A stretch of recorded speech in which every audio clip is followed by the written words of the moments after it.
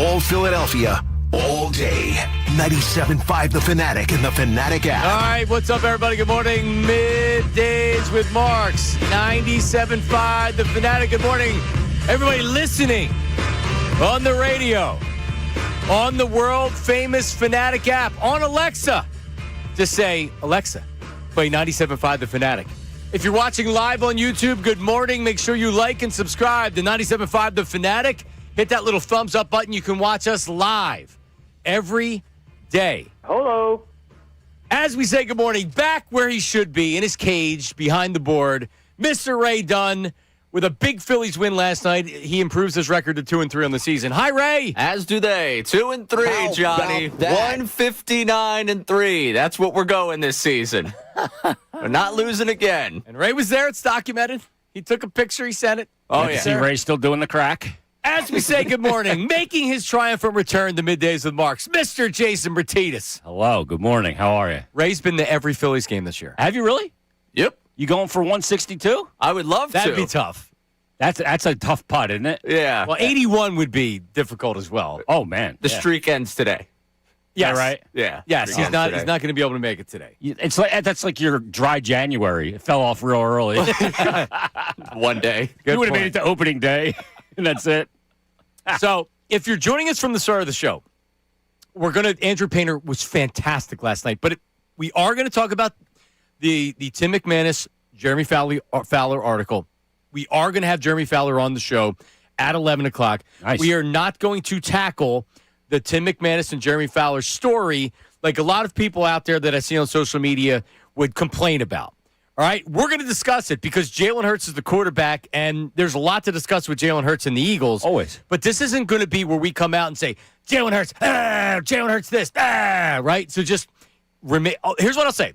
Remain open-minded. Start with the Phillies. We'll segue into the Eagles stuff. Keep an open mind. This isn't A.J. Brown, June 1st talk that people are tired about. I know right now with Eagles fans there may be some fatigue with some of the.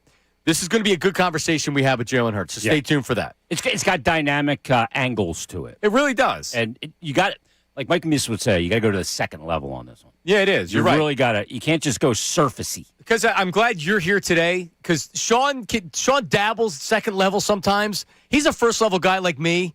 Ray's a second Emotional level reactor. guy. Right, but you bring out the next level. Yeah, I'd like to look at the why and the intent. Right. So I'm glad you're here today. So that's coming up here. But man, yesterday never before in the history of the Phillies, at least since I've been a fan, was the fifth game of the season the make or break of the So season. anticipated. With Andrew Painter. And let me tell you something. He couldn't have been better. Yeah. He really couldn't have been better. He goes out there. He, in essence, is a 22-year-old stopper.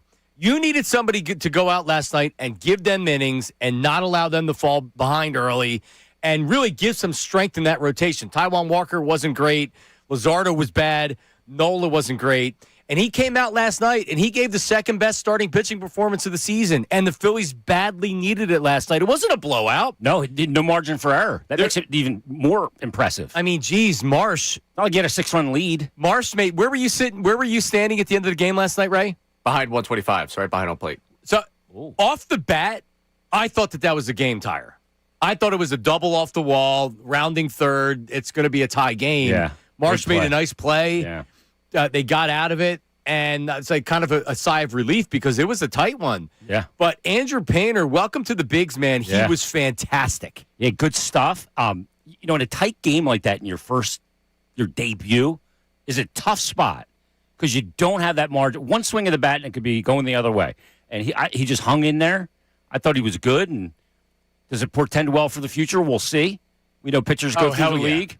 They go through one time and then they get a book, and he's got to adjust. But what a start! It's great to see in a big situation early in the season. Yeah, you're right. Once Kind of sets the table for him. the Nationals see him again and the Mets see him for the second time, they'll get a book. Yeah, but he'll adjust. Like, He's got stuff. right, he makes adjustments. Yeah. And maybe right now in a 1-2 count, he's going to throw a lot of change-ups, and then they get a book, and then he's going to need to adapt.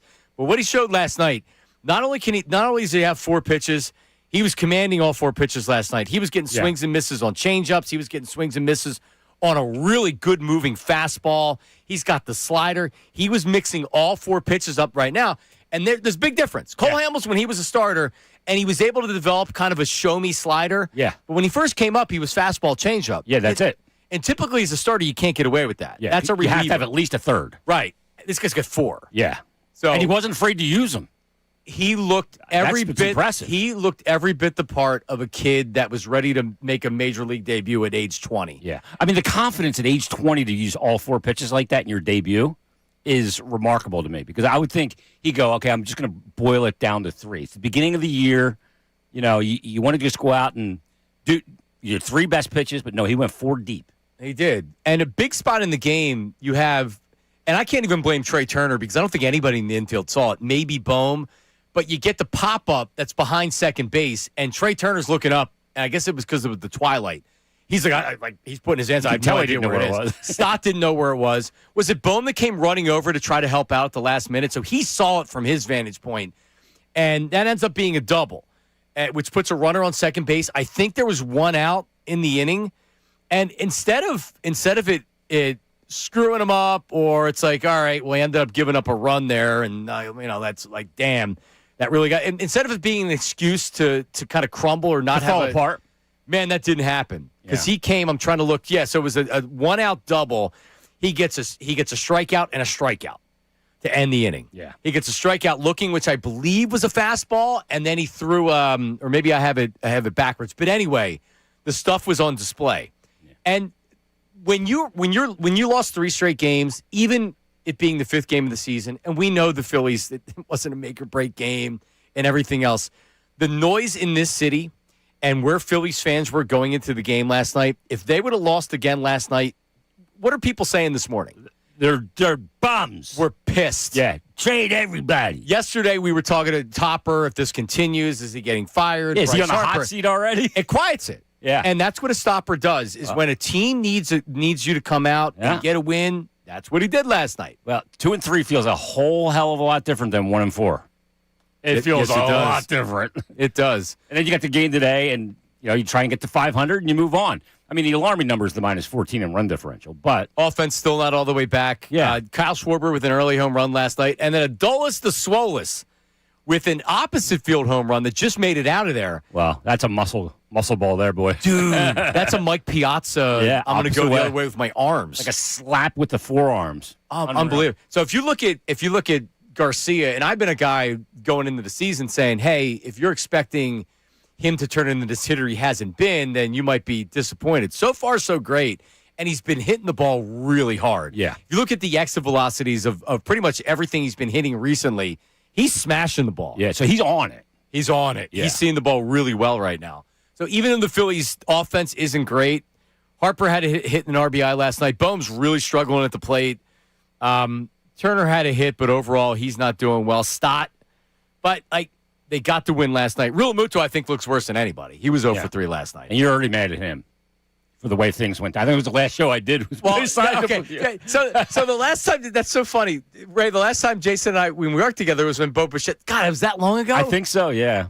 You've been through some stuff, which we'll talk about coming up. Yeah, quite a bit. But yeah, I was pissed. How did I start the season? I was in a great mood, very positive with the team. It's baseball. You got the babbling brook, new season's upon you. Not mad at JT, and now, Now you're getting a little annoyed. I'm getting a little annoyed with JT. Irked with JT. What's the reasoning behind that? All right, here's the first strikeout and the ovation for Andrew Painter. The 1-2 again. Swing and a miss. He got him. His first major league strikeout. It comes on a curveball. And there's one away here in the first inning. Ray, were you hugging your buddy? How happy were you when that happened? There were some high fives given out for sure. Did you get on your feet for that, or did you still planted on the keister? So I was standing room only, so I was on my feet the entire night. No one was giving him more of a standing O than me last night. All right, that's a long night on the dogs. So he has what's it called, the ballpark pass. Ballpark pass, so he can go to any game. It's standing room. Well, how much is the ballpark pass? All right, it was $125 for 15 games. Okay, so for 15 games he can go. $125. Okay, that's not bad. I have the same thing that he does, except mine's free. It's called a media credential. Yeah, exactly. That's fine. Take a seat from someone else. I'm not going to. I had No! credentials for years for all the teams, and since I do the Flyers, I do 41 home games, preseason, Right. God willing, playoffs. I don't go to any of the other ones. Yeah, I don't have a. Like I'm down there enough. I used to have the season pass, but I don't need the season pass because Yeah. I don't go down a lot. No, I do want to go down to the ballpark though. My daughter wants to go, my youngest. So I have take I her have down. 2 games in May that we already have tickets for. Which good is gonna weather be too, awesome. by the way, Oh, to start the season. It's been great. God, it was great. This isn't that crappy April weather we usually So, get. Jason, here's what we've been doing. It's been a while since you've been, but so we're utilizing Since you've been gone. Davis Honda text line. It's a good one. The Davis Honda text line with the voice memos on the text line. So people text 610-632-0975. I don't know if you know this. You have an iPhone. So you text us, but instead you hit the little plus button right there. And that box pops up that says audio. You hit the audio button, and it starts recording immediately. Okay. And then all you have to do is send it. Just make sure you leave your name, Where you're from. location, occupation. And do that with the text messages as well so we know who we're talking to. Personalize it. So you want the occupation too? Yeah. What would I put for occupation? That's a Sean thing. Flyers Insider. 610-632-0975 with the Phillies. Give us what you got. Also, the ESPN story on Jalen Hurts is coming up next. Did we learn anything new from it? And what does it mean going forward? And Jason had some pretty interesting insights or what he took from the article. It's not probably what you think. Again, keep an open mind. If you have fatigue and you think it's a hit piece, which it's not on Jalen, Tim doesn't do that. just stay tuned. That's coming up next. Middays with Marks. What's up, guys? Andrew.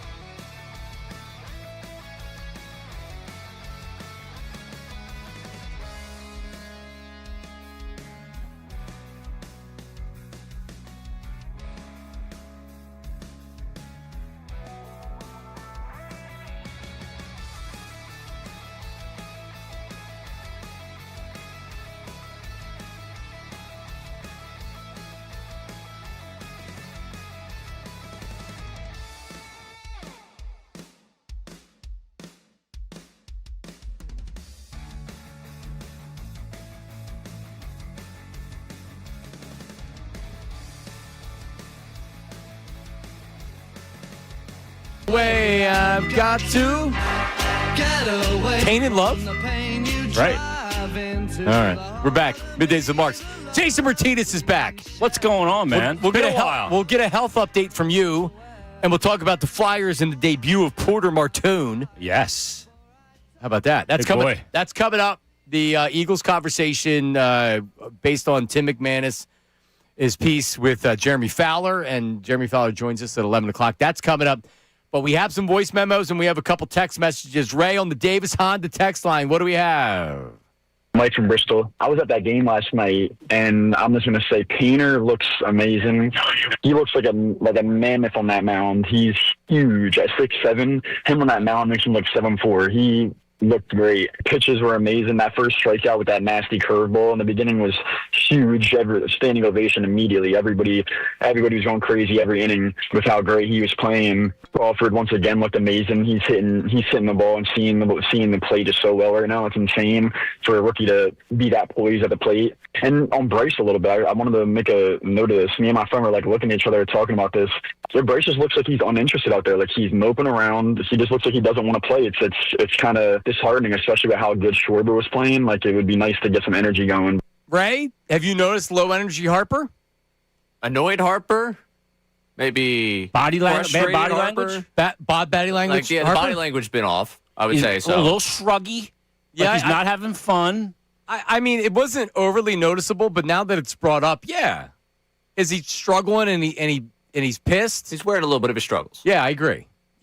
Which, by the way, him to be giving the high five and the big ass pat, right? He's one of those guys. Oh, you know? like Ray. Ray's big on the ass pat. Yeah, I'm too. We go in the studio every day. So all right, let's get him. Come on, boom. A little bit too much of a grab for me. Oh, I get a little hook under the cheek hook.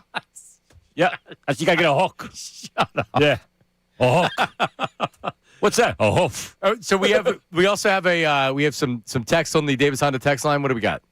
Yeah, we got some people fired up over Andrew Painter. Painter only 22. It felt like it took forever for him to get here, but looked fantastic last night. That is Dan Indelco. Hi, Dan. If you were standing at the plate with Andrew Painter pitching to you for the first time, he's huge, but he's kind of goofy looking, and his hat is huge. Yeah, he's more.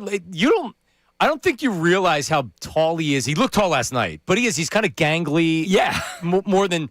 Someone had. I did post game last night, so Philly baseball talk is what we're doing on digitally on the Fanatic. Love it. On the YouTube page. So I went live last night, and someone had commented that he felt a little Roy Halladay out there when he fills out. When Painter fills out, because you know how it is when you're 23. You don't have man muscle yet. When he fills out like Halladay did, he's as big as Halladay as far as being tall. Yeah, and. That on the mound, intimidating. It's intimidating. Yeah, and you're on a raised mound, man. Dude, I guarantee, Johnny, it looks like to these guys when they're at bat, he's releasing the ball from me to you. His arms are so long. It's so true. Think about how terrifying Randy Johnson. When John Kruk in the All-Star game was scared of Randy Johnson, that wasn't an act. No, because Randy Johnson. I mean, it was first of all he threw the ball, released it 6 feet behind you, and he's half a foot taller, and he was scary looking. Yeah, he sure was. He looked like a bird. And he's mean. And he killed a bird. He sure did. I mean, when you kill a bird, I mean, that's a reputation. That's good command. Yeah. But Painter's kind of goofy. It adds to the charm. No, yeah. The hair is kind of all over the place. The hat's not. It's crooked. Yeah, he's not looking at his appearance. Me, I'd have a fresh haircut for my first start. Yeah. I would be get the eyebrows done. Yeah, he's not. Whole thing. Wax my back. Yeah. All right, we have another memo on the Davis Honda text line. Here you go. This is Kevin from Delco, and yes, Ray Dunn, I found a reconcile. Last night, as you saw on the Twitter machine, I went and I put the ghost can next to the Harry Kalas statue, and we found reconcile. The haunting by Harry K is no longer there. That's right, we put it out there. It's all good now. We're all good. Did you hear that's the crack open of a ghost container? The jinx is over, the curse is gone. This stuff tastes like crap. And also Andrew Painter helped us with 8Ks. That helps. All right, thanks, Kevin Delco. I like this little recorded line thing. That's pretty easy. Yep. Listeners adjusting to it, huh? It's very easy, yeah. Yeah. And sometimes you don't get the back and forth, but that's nice. Well, and a lot of times people especially during these hours, we're at work, people are at their desk, they calling into a show and waiting on hold doing it. But you can be like, hey, I got to go take a leak and then record. It sounded like he was in a bathroom right there. Yeah. Do it in and out. Yeah, good at bathroom acoustics, like the fourth floor stall. Oh, that's nothing good about the fourth floor. No, there's not. All right. I was expecting something to come out this offseason regarding Jalen Hurts. I didn't know how – I knew it would be a deep dig and a deep dive. I didn't know what it would return. So Tim McManus and Jeremy Fowler, let me say this from the start, that you can have reporters that you believe. You can have insiders that you believe. You can have guys that you think that, or gals for that matter, that think that maybe they're just throwing the obvious against the wall. Tim McManus is the Eagles reporter. He's not an insider. He's not a hot take artist. Anything that Tim writes, I believe. And I've known him 20 years. We've worked with him forever. No. He's a legit reporter, and Tim's not making anything up. No. And if you haven't read what him and Jeremy Fowler put together on ESPN.com, I'm not going to tell you that I took a lot of new things from this article, and they did a deep dive. I thought it was very well balanced. So if your reaction is, and it means you probably didn't read it, but if your reaction is, oh, another hit piece by the media, it's really not. It really gives the opinions of, like, he'll say one source said this, but then there were some other people that said this, that countered it. But I mean, really, you knew this was coming out. We had known this was coming out here for at least the last, I don't know, a little bit of time. So I knew you were coming on today, and I gave you a heads up. So we were all waiting for this to drop this morning. I was up at 6:30 this morning. So what was your reaction to it? I read the whole piece 6:30 this morning, and I just wanted to kind of like think about it for a few minutes. But, you know, my initial reaction was, I'm not surprised that a quarterback can be high maintenance. I mean, that's like the least breaking news ever. The thing that hit me about it the most was too many people talking outside, you know, too many sources, too much chatter. Is a quarterback polarizing on a team? Absolutely. He makes a ton of money. There's jealousy in that regard. He is the guy that, you know, has the control and can call plays and make changes. To me, there wasn't really a lot of breaking news here at all, other than I don't like the amount of noise that was coming out. And it makes me think of one thing. Nick Sirianni was hired to be a play caller here. He's proved that that's not going to be the case. If he's the guy that's going to manage the team, he needs to manage that locker room, and he needs to manage the quarterback. Yep. And he needs to sit the quarterback down sometimes and say, I know you're not comfortable doing this, but this is what we're doing, and I don't want you checking out of it. I want you to plan it. I know you don't want to put your back to the defense. You need to get under center. We need to do it more. We need to do more because it's not working. And Nick has seemed like so far, like in that one huddle that they referenced the fourth down play against San Fran, Nick didn't really have any answer. No, and that honestly, that bothered me more than anything. And like the third paragraph of the story, it goes back to the final play where it's the four verts, it's fourth down to A.J. Brown. So it is like pretty much they come over to the sideline, and one source had said that, oh, what was Jalen's idea? Another source had said, well, he was asked and he said okay. The biggest issue I see of all of that is Nick Sirianni's over there with his thumb up his butt, and Jalen Hurts isn't going over there and saying, this is what I want to do, or no, we're not doing that. This is what we should do. Nick Foles had, and I don't asked for Philly. So we had. Let's play it. So in the story, Tim has said that they went over, and one source had said, "Oh my God, this is not happening. We can't run four verts because it's not working all game." But one team source recalled Hurts was the one who recommended it. A separate source with knowledge of the situation says, although the Eagles quarterback did suggest it, he was simply responding to a question about his preference.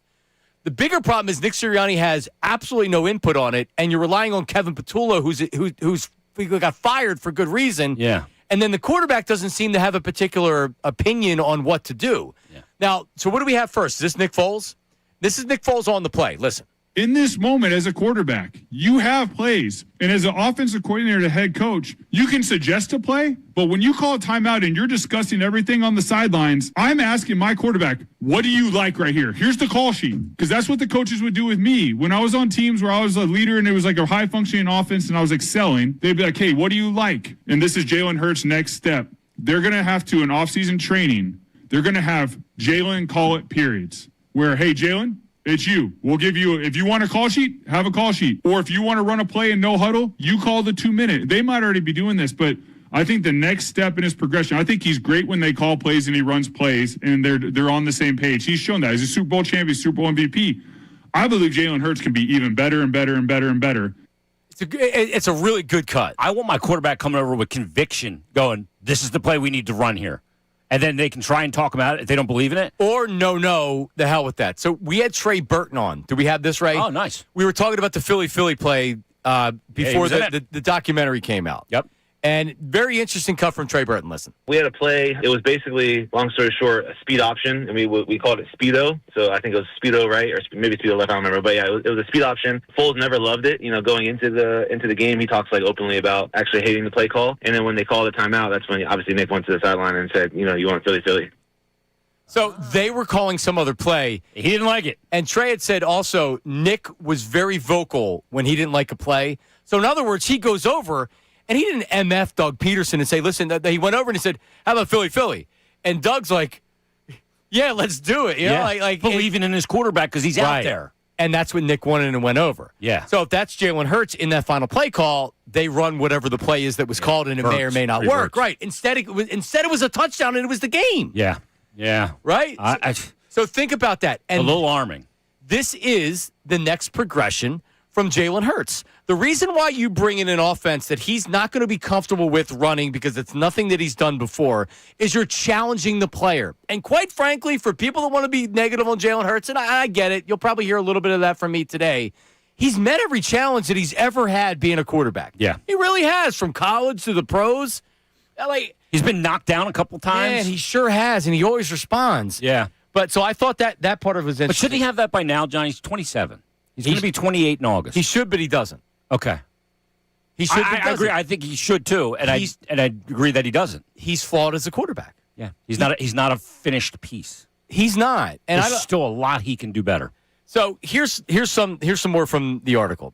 He has pushed back on changes that would diversify the scheme, sources said, including when it comes to him going under center more. Didn't we? Like a lot of this we knew, but we also follow this every minute of every day. Here's more. He's shown a reluctance to let it rip at times, particularly against zone coverage. He diverts from the game plan and changes play calls to what some feel is an excessive degree. His strong preferences, coupled with the coach's efforts to play to his strengths, which includes his deep ball accuracy and throws to the perimeter, limit what the offense can expand, or at least that's the way it has gone in the past. Yeah. It's stated and it was confirmed, but that's really what we knew. Yeah. They were running the Jalen Hurts offense. Yeah.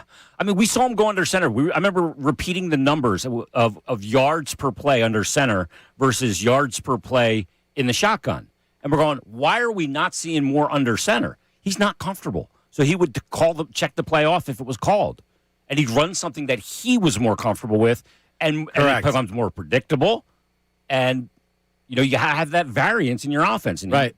He's a little reticent to do that. Yeah, everybody has strengths and weaknesses, and we know that Jalen's strength, throws a great deep ball. Yeah. Has winning intangibles. And by the way, I'd rather have the winning intangible than some of the other things we're talking about, like Jeff George throwing the ball. Yeah. All right, great. Jeff George throwing the ball. He's got cannon. Right. Yeah. He's a loser for the most part. Here's more. Poor body language. Not always bought in, not the most coachable, and the players notice, a team source said. Ray, I want you to jump in here as well on this. This is something that we knew. This is something, and I can only speak behind the scenes. Things that you hear about Jalen Hurts behind the scenes are that he's not coachable. More on Kellen Moore coming up in a second. That him and Kellen Moore, it was not a great situation.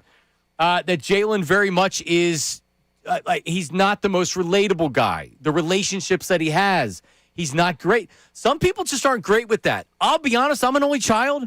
It's very easy for me to be with myself and to be by myself. You can entertain yourself. Yeah, I don't have the type of relationships that a lot of other people do because I am a loner. Mm-hmm. And Jalen, I think, has a part of that where you don't see him necessarily being the Tom Brady and some other people walking up and down the sideline. That's just not who he is personally. Yeah, and you get the body language thing though. You see. Yeah, he's standoffish. He's standoffish. But I don't know that it's a negative, shoulder slump, kind of pouty kind of thing. I think when the offense looks bad and Patullo is struggling and they can't, I think it's natural to have bad body language. Yeah. A source close to Hurts said the quarterback needs coaches who will, quote, check him, opining that Hurts has had, quote, too many yes people around him this past season. Yeah, well, that is an issue. And maybe that was an issue with Kevin Patullo, is that he would just defer. Here's an example. He didn't want to upset the quarterback. He's a Super Bowl MVP. Who the hell's Kevin Patullo? Yeah, but a guy who is Nick Sirianni needs to come in and check him. But and Patullo, I always said this about Carson Wentz. When Carson Wentz was drafted, John DeFilippo, who was a coach in the league for many years, and Frank Reich, who was a former quarterback. Yeah, exactly. Frank was the good guy. Petulo was the guy that coached them hard. And Frank told him. DiFilippo. Yeah. DiFilippo coached them hard.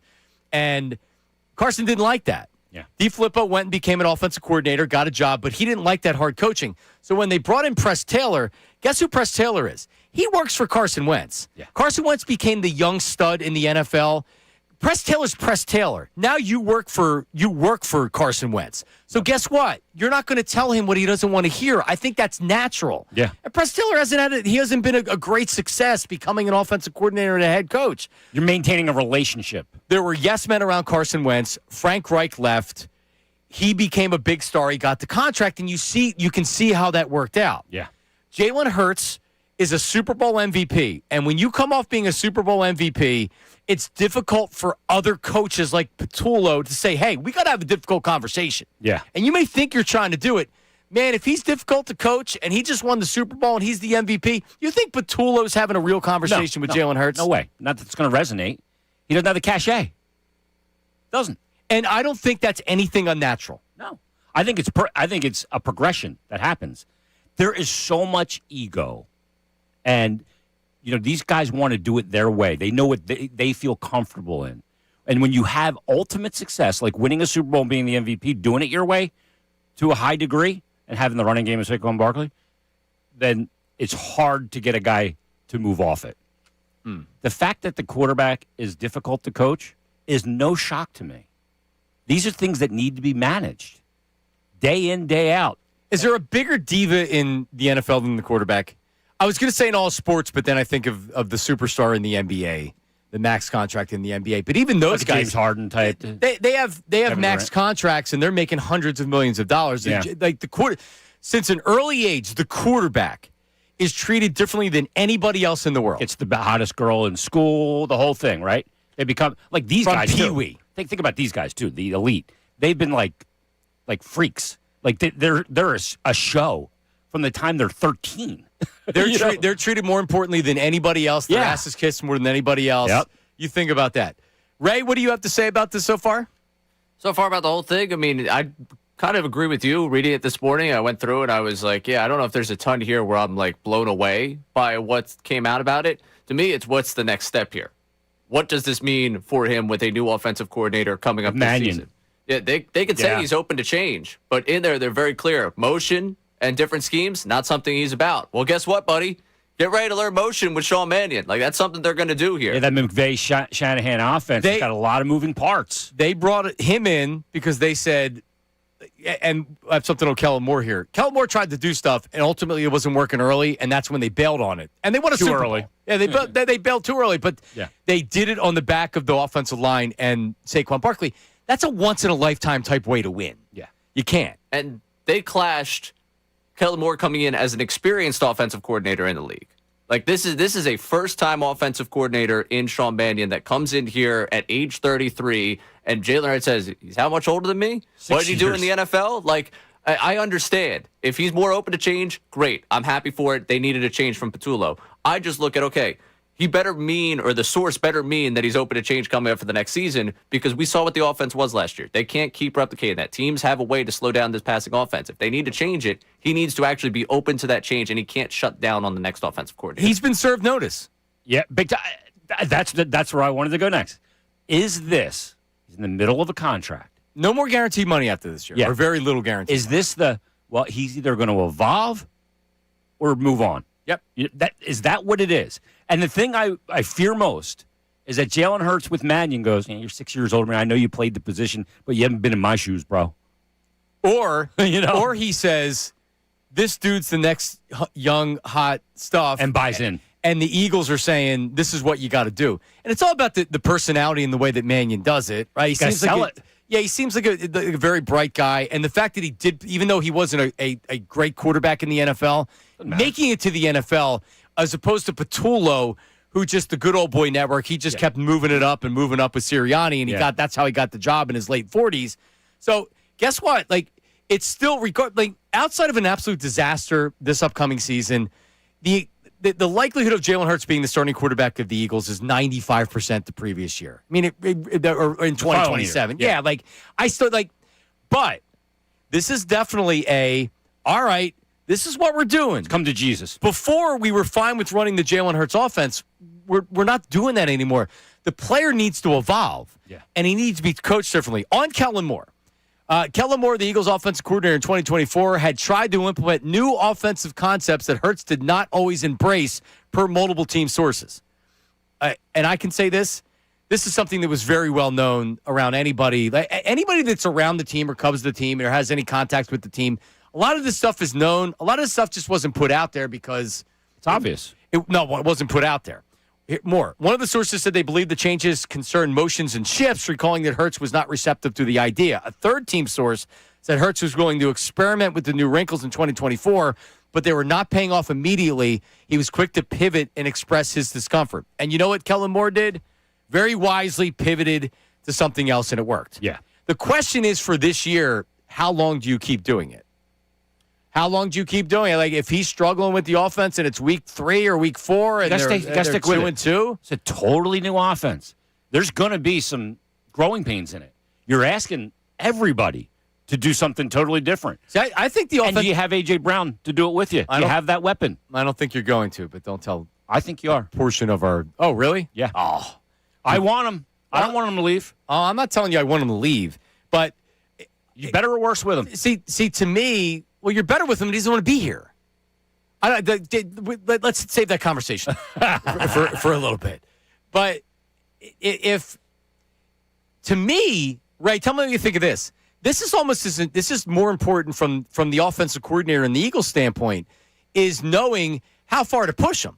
Because you can't run the offense that you're envisioning if you had the prototypical quarterback for the Shanahan offense, for the McVay offense. You can't run that with Jalen Hurts. No.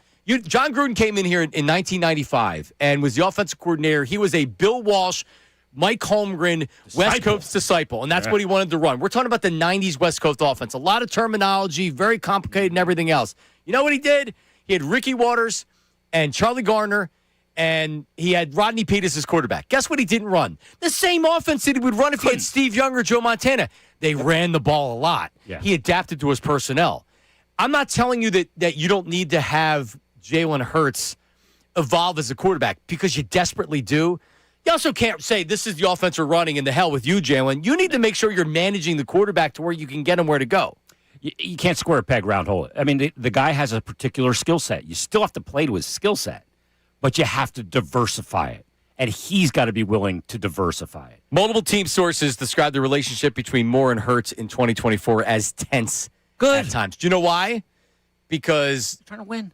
Because Moore was probably coaching him hard, and Jalen didn't particularly like it. Not the first tense relationship. People get so shocked when a coach yells at a player. He must hate him. No, that's coaching hard. Voice memos. Tell us what you think it is. 610-632-0975. Davis Honda text line. Got lots of texts on the ESPN Hurts article. Coming up, what did Jeffrey Lurie have to say about Jalen Hurts? And Jeremy Fowler, who co-authored this with Tim McManus, what does he have to say at 11 o'clock? That's coming up next. Middays with Marks, 97.5.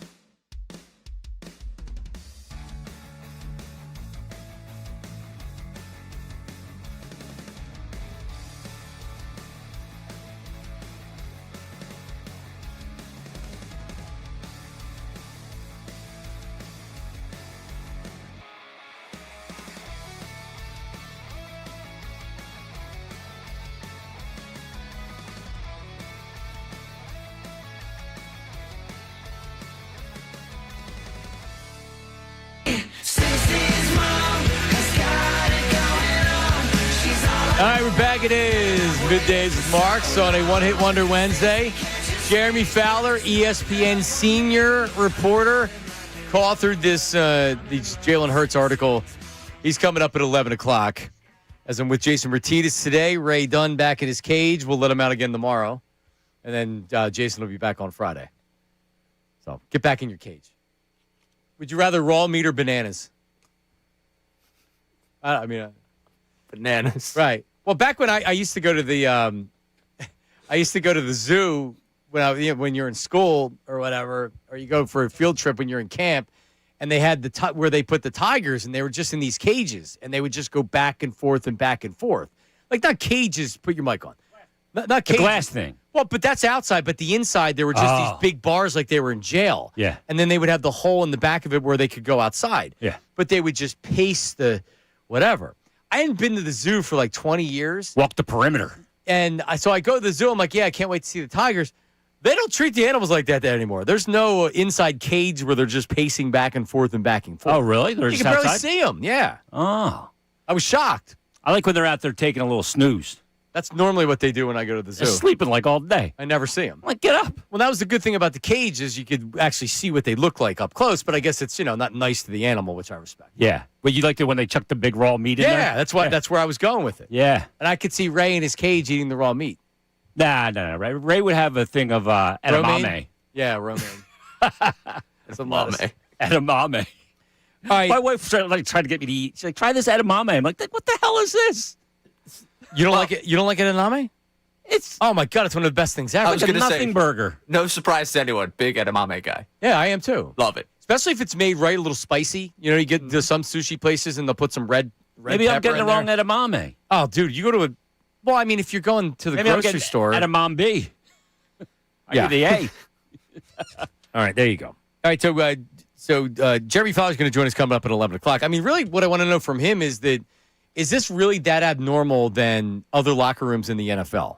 I'm not shocked at all. So, I mean, here's what I would say is abnormal. The quarterback and the wide receiver, the behavior of the wide receiver towards the quarterback. That's what's, I mean, you don't see that. There's no cryptic social media posts and things like that.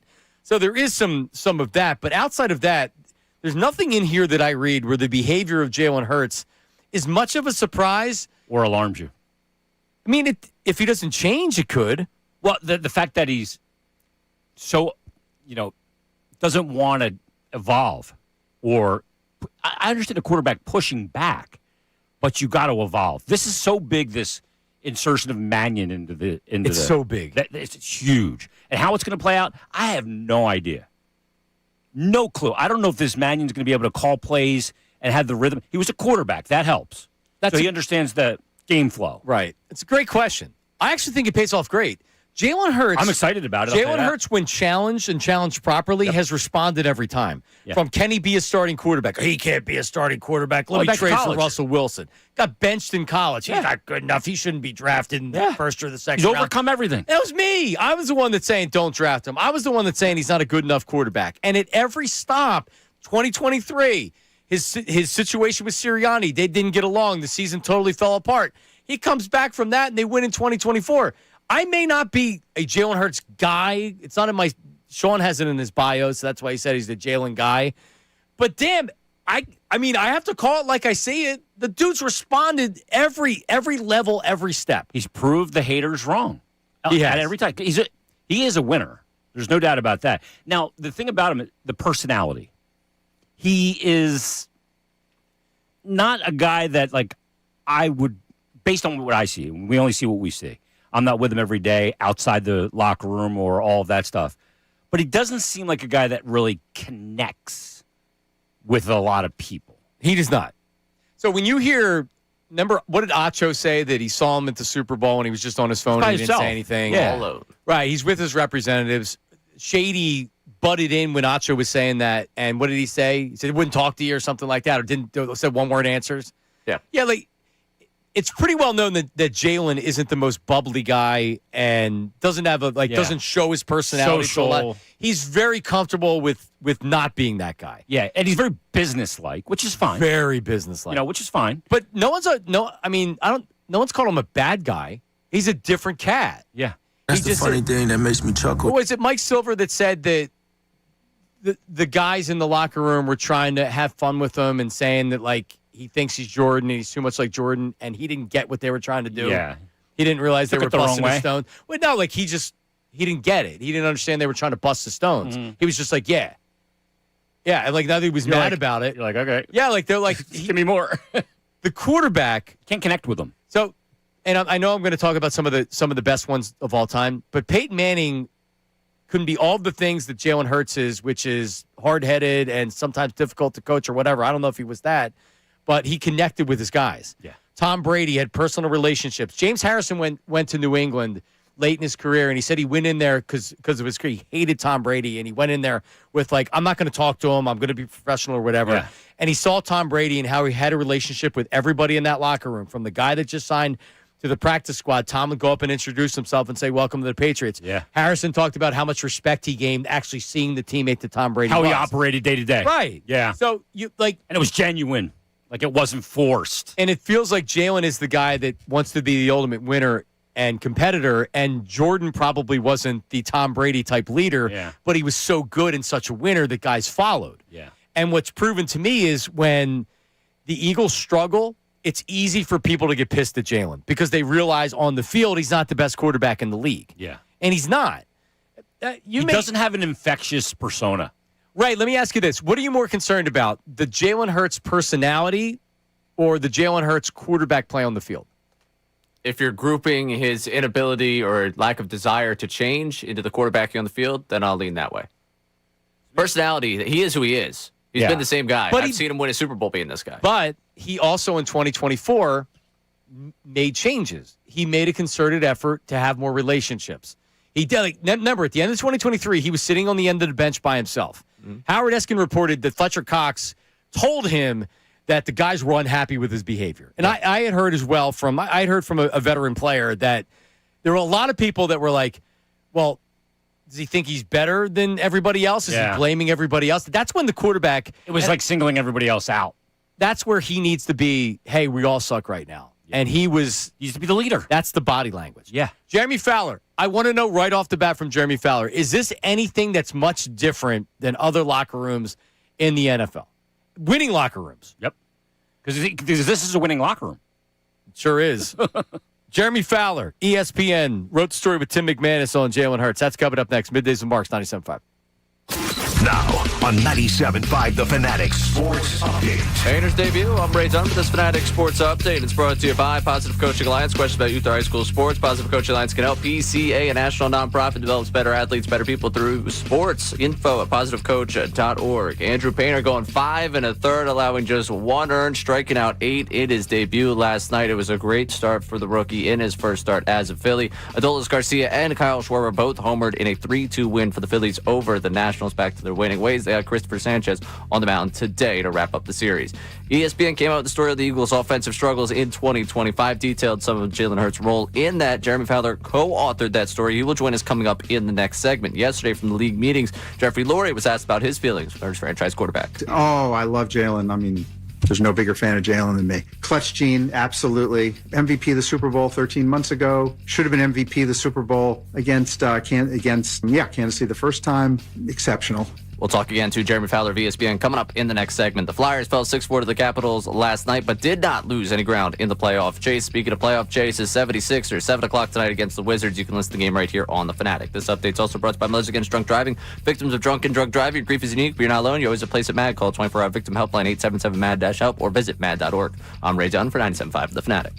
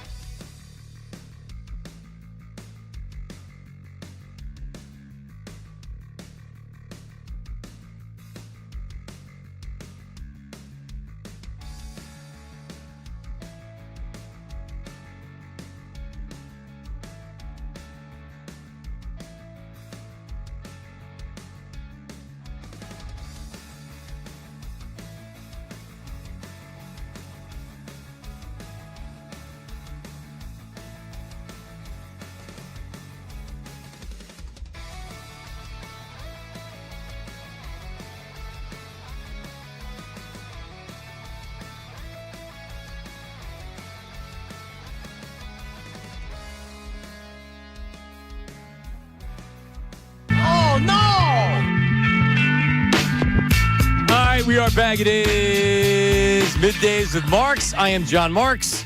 Who is this? I like it. It's Crazy Town, Butterfly. All right. yeah. That's a dude with the face tattoo. Huh? Doesn't he have face tattoos, that dude? He's one-hit wonder. I don't know. I don't know. It's a one-hit wonder Wednesday. Love it. Oh, is that what you guys do on Here Wednesdays? on 97.5. Oh, yeah, a Marcy Playground? Little sex and candy? that's a good one. But How about Chumbawamba? Tub thumping. you'll have to give your top 5 one-hit wonders coming up. I got a ton. Did you think Jeremy Fowler, the senior NFL reporter for ESPN, has He's a not one-hit a one-hit wonder? wonder. He's not a one-hit wonder. That's He's all I not, know. but does he have a favorite one-hit wonder? Jeremy, I know you're busy, but do you have a favorite one-hit wonder? Ooh, one-hit wonder. I mean, I still go back to when I was like 9 or 10 years old when that Vanilla Ice hit, you know. The Ice Baby. It's so funny. Yeah, man, I interviewed that was the him. moment. Yeah. It's so funny you said that because was that last week that we played it, Ray? And there was people arguing with us, being like, "Man, he wasn't a one-hit wonder." Yeah, Like, he was. yeah, he was. Like, He tried to be a metal guy at one point. I went to that concert. I Yeah. interviewed him. Anyway, Tool. that's Yeah, a name the second hit. You're going to have a hard time finding a second play hit. that for it. one. I know the answer. Play that funky music, "White Boy," which wasn't a hit, Yeah. which was part of the problem. But anyway, That should have been. yeah. So listen, Jeremy, you and Tim, you do a deep dive here, trying to figure out, like, all right, what was going on with the Eagles in 2025. And it's centering around Jalen Hurts. What was the biggest takeaway? What was the biggest takeaway that you had after doing your reporting with Jalen Hurts in the state of him as the quarterback of the Eagles? Well, I would say the biggest takeaway is that even though there's plenty of blame to go around for the way last season went, you know, as we tried to figure out what ailed the Eagles offense and asked around, even dating back to during most of the season, there was some bail shot for A.J. Brown, and there was some blame placed on Jalen Hurts, mainly for, you know, coachability concerns, just being rigid with what he wanted. And I think maybe the biggest takeaway for me was some of the issues that happened in 2024 with that. You know, they won a Super Bowl and were dominant all year. But there were some tense moments with Kellen Moore and Jalen Hurts from what we were told. Because, you know, as Kellen tried to implement more motions and shifts in the offense, which he did a lot of in New Orleans this last year, Right. You know, Jalen wasn't always receptive to that, or it was felt that, hey, maybe this is something I don't do, you know. So there was some pushback there. So and then, you know, 23, there was some well-documented stuff with Nick Sirianni and Jalen Hurts. So it's just something that has been brewing. I think there's been frustration with Jalen for a while now, it seems, you know. And even though he's had immense success and he has a lot of support in the building still, it's just a matter of the on-field product this year kind of fell at his feet a little bit because the running game wasn't as good, and it's sort of accentuated some of the problems. Yeah, you definitely saw the flaws, and when he's not winning Super Bowls, they still want to get 11 games last year. The thing that's cool with him being such a hard-o isn't cool anymore with teammates, right? So you see some of that. Here's what I want to ask you from that. Is this different? Is this the difference between what happens in the Eagles locker room and what's happening across the NFL when we talk about Jalen Hurts and his behavior and his hard-headedness and his resistance to coaching and things like that? Is this something that's extremely abnormal or much different than what you see around the NFL? I wouldn't say it's abnormal. And some of the complaints with Hurts or the frustration, other quarterbacks do. You know, we want to be clear. Like if you're Aaron Rodgers is known for changing plays and audibles and some of those things. But the difference is those quarterbacks play at a certain level or at the top tier, you know, whether it's a Joe Burrow or whoever you want to highlight, you know. Eagles are a little different because the passing game the last few years has been toward the bottom of the league. You know, so it's a situation where, and you kind of put quarterbacks in two categories: quarterbacks you win with, or quarterbacks you win because of, or quarterbacks you have to win with by supporting them. You know, Jalen has shown with his clutch play that at times, you know, he can be the reason why you win. But for the most part, you have to have a good system around him and a good running game and some of those elements. And when you don't, you know, some of his shortcomings are magnified. It's going to shine a lot more, yeah. Yeah, so I think this does happen, yes. Certainly a lot of star quarterbacks have had either coachability issues and there's a reason why they're successful is because they're they're driven and they know what they want, and they're rigid in that thinking sometimes. So the problem is, I think the Eagles in the passing game in the last 2 years haven't had those results. So when you combine that with what some feel is like changing plays to an excessive degree or some coachability concerns, then it comes to a head. Jeremy, when you look at it, I was taken back by how many people kind of commented on it outside the locker room. That's the thing. It was a little too noisy for me. I'm looking at the Eagles and saying, this is a little too much chatter, too much getting out. I like to keep things in-house.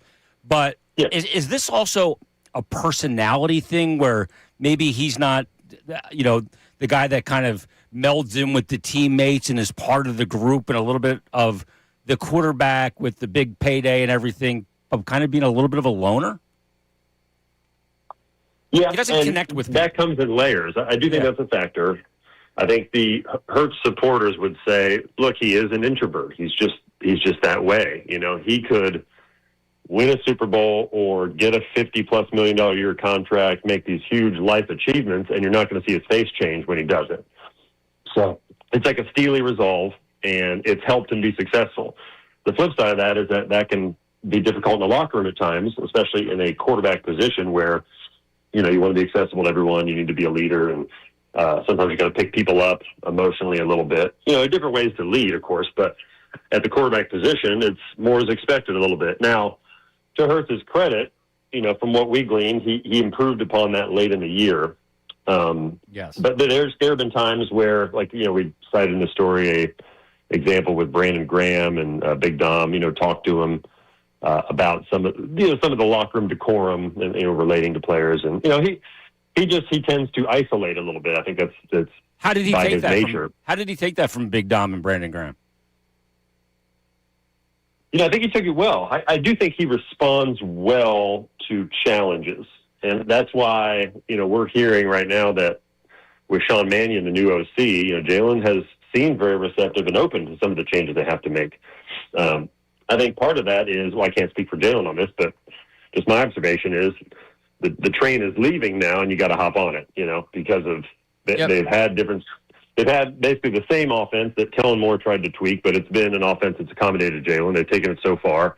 A lot of people have been fired, and now it's a new system in there, and if you didn't want to run some of the motions and shifts or under center stuff before, you got to get on board now. And I do think he has responded to that so far. It's early, but, it seems like the early returns are good in that regard. And I do think he's highly motivated by challenges or when he's doubted. So I think he will respond to this in the right way. Talking to Jeremy Fowler, senior national NFL writer and insider for ESPN, Tim McManus and Jeremy.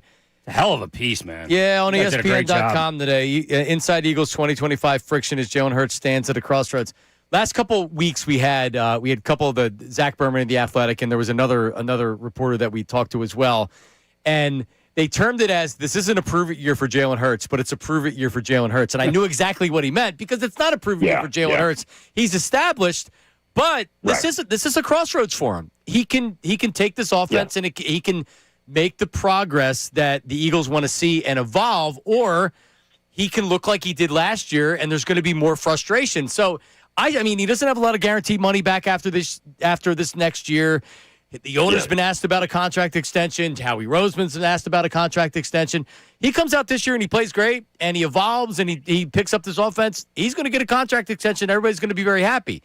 If he doesn't, that's another signal that maybe this isn't going to be the long-term spot for Jalen. Yeah, for sure. And to your point, we put in our headline, I think, about this being a crossroads, and that's a good way to say it. But it's tough. It almost seems silly to say out loud this is a prove-it year for Jalen Hurts, because he's been to 2 Super Bowls and won one of them, and he's incredibly accomplished. So I'm almost hesitant to say that on my end, but it's the Eagles' offense and Hurts together are at a crossroad. I think that's pretty obvious based on a variety of factors, including our reporting. And so it'll be interesting to see what they do with the draft. Do they get a guy 3rd round, 4th round, 5th round? I don't think they're locked into doing so. Yeah. But do they? I know some people around the league have wondered, do they do to Hurts what Hurts did to Carson Wentz, essentially? Become a replacement. I don't know if that's the case. I can't say that definitively if they're going to do that. Certainly, his job's not in jeopardy or anything like that. It's more so, like you said, especially through the prism of the contract, go out this year, ball out, things change a little bit. But if you have another year like you did, then okay, what are we talking about? Jeremy, last one from me. You look at Nick Sirianni, he was hired here to be the head coach and a play caller. That hasn't worked out from a play caller standpoint, but he's been very successful as a coach, obviously, making the playoffs every year, 2 Super Bowls, winning one. But shouldn't he be the guy to kind of be managing all of this day to day with Jalen Hurts? The head coach has got to be the one that's got the most cachet, that when there's pushback, he's got to be able to push back as part of that. I see a lot about, Kellen Moore and other play callers in the pushback and lack of coachability, but ultimately shouldn't Nick Sirianni be the one stepping in and handling this? Yes, and I think he does, and I actually think he did a pretty good job this last year considering all the factors, all the egos and emotions, and the A.J. Brown weekly charade. I asked a lot of people, and nobody could really point to any sort of blow-up between Jalen Hurts and A.J. Brown, between Jalen Hurts and Kevin Patullo. Now, internalized conflict, probably. There's probably not enough communication, maybe, say, between those two players where you're airing out problems and getting on the right page. But I do think Sirianni did a good job of keeping the locker room manageable and not combustible, despite some of the problems. Where in 23, I go back to that year, the tension between Hurts and Sirianni in particular was very clear. And I think Nick was getting more and more involved in the offense when Brian Johnson was the coordinator. Right. Where this time, I think, especially with Kellen Moore, he took a step back. And, Kellen Moore's really good. I think we all saw that, right? Now he's head coach of the Saints, got Tyler Shuck playing well. So, that was all good. But then even Hurts and Moore had some tension that I didn't know about before we started reporting on the story. Right. And then you go to this year, and it's a combination of a lot of things. I think because it was Kevin Patullo's offense, but Nick Sirianni and Patullo have long history. I do think Sirianni was involved in some of that coaching, but I also think over the years he's learned when to jump in, when to be a CEO. He presses more of those buttons in the right way as opposed to a couple years ago where I think he was pretty emotional in 2023 with the handling of some of that. Yeah, Jeremy, before we let you go, I'm contractually obligated to ask you about A.J. Brown. I don't know if you know that. Anybody in Philadelphia has to ask you about that. But yeah, we know the bullet points. We know the talking points. We know the June 1st. We know the Eagles don't have to trade him. I'm trying to regurgitate what every insider is saying right now about A.J. Brown. Yeah. Anything after the owners' meetings, anything new that you learned or felt? Did you have a shift in maybe this doesn't have to happen? Where are you right now as far as A.J. getting traded? No, I haven't really shifted in that regard. I've tried to figure out ways where he could coexist there. Never say never. Certainly, he's their best receiver. So, but it seems untenable. It just seems inevitable that they'll make the deal happen. I think the problem is it's a bit of a stare off from my vantage point because you got the draft coming up. I know the Eagles could save a lot of cap space on their dead cap if they wait till after June, but if you're the Patriots and you're the top suitor, like it's a deep receiver class. If you get into the first couple rounds of the draft, you could just essentially move on and make your pick and draft a receiver in the first or second round. So that's sort of the clock that everybody's working around a little bit, Does something happen around the draft? I mean, that's what I have my eye on. And, look, A.J. Brown's not absolved here. I know our story evolved more into a Hurts-related discussion because that's where our reporting went. The more and more we talked to people, it just became clear that was the story. But, Brown, I think the emotional aspect, not everybody in the building have certainly appreciated that. It was too much at times, and they know that. Jeremy, thank you. Great stuff. We appreciate you jumping on. Thanks, Actually, Jeremy. hang on. No, Ray's got something for us on the way out for Jeremy Fowler. This will be his theme song when he comes on. There it is. Yeah, let's kick it, Jeremy. Fowler, baby. All right, thanks. Appreciate it. Hey, thanks, guys. Appreciate it. All right, there it is. Remember, there was a lawsuit about this song because of the sampling of the Under Pressure. But he said it was one beat off. Vanilla Ice said it's not do-do-do-do-do-do-do. It's do-do-do-do-do-do-do. Yeah, it's slightly changed from 4/4 to 6/7 timing. 6/7. 6/7 time, yes.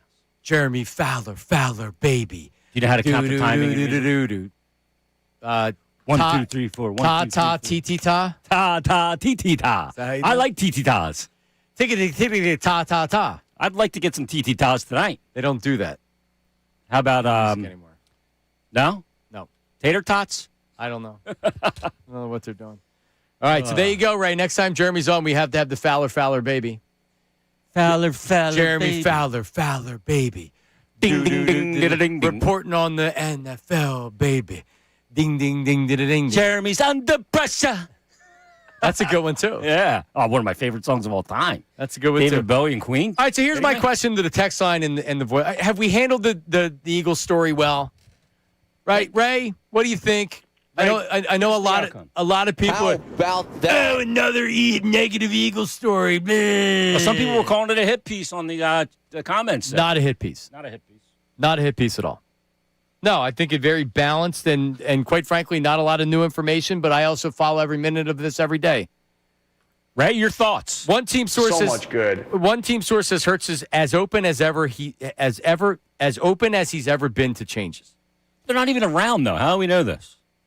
But, like, if people are worried that he's not going to change, a team source is saying he's as open as he's ever been to changes. I hope that's true. Me too. I know Ray does, too. Yeah, I really hope that's true. And it seems like Fowler seems all indications that he is. But I see, like, to me, that was never even an issue. Jalen has never been, if you look at it, and Jeremy Fowler said it right in there, he's responded to these things before. He's responded to challenges. He's responded to that. This dude is somebody that responds to challenges like that. That's how he won a Super Bowl. But also, it's week 3, and he's struggling with the motions, or he's struggling with what they're asking him to do. Is that where he starts changing more plays at the line and doing more what he wants to do? Back, and then it's easy to do. Yeah. If you're saying to yourself, it's a lot like when Michael Vick was quarterback, or to a lesser extent Randall, because that was in a totally different era of football. But Mike Vick's like, okay, if I take off right now, instead of going through all my progressions, I can go 70 yards for a touchdown. The athleticism and his skill ended up probably deterring him to be a better quarterback. Yeah.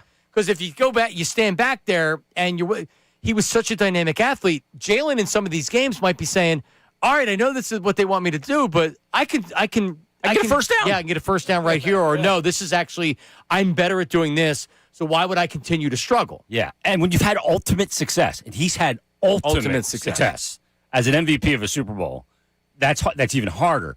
Now, here's the thing. Here's the big thing. Do we have time? Yeah, we have time. The big thing 90 is seconds. this. This season is probably the last of the window being as open as it is. Because you have a running back that's going to be 29, and we know the history. You have, and you're not going to have A.J. Brown. Even if you have him this year, is he really going to be back you're going next to have year? Lane Johnson be on this year? You're not going to have Dallas Goedert probably after this year. Probably not. You're going to have a major makeover on the offensive line. Yep. You got work to do. You're going to have to pay Jalen Carter $40 million a year. These guys are going to be making big bucks. Cooper's going to be coming up. They're all Quinyon Mitchell. You're going to have to pay these guys, right? It really is a big year. It's the year to me.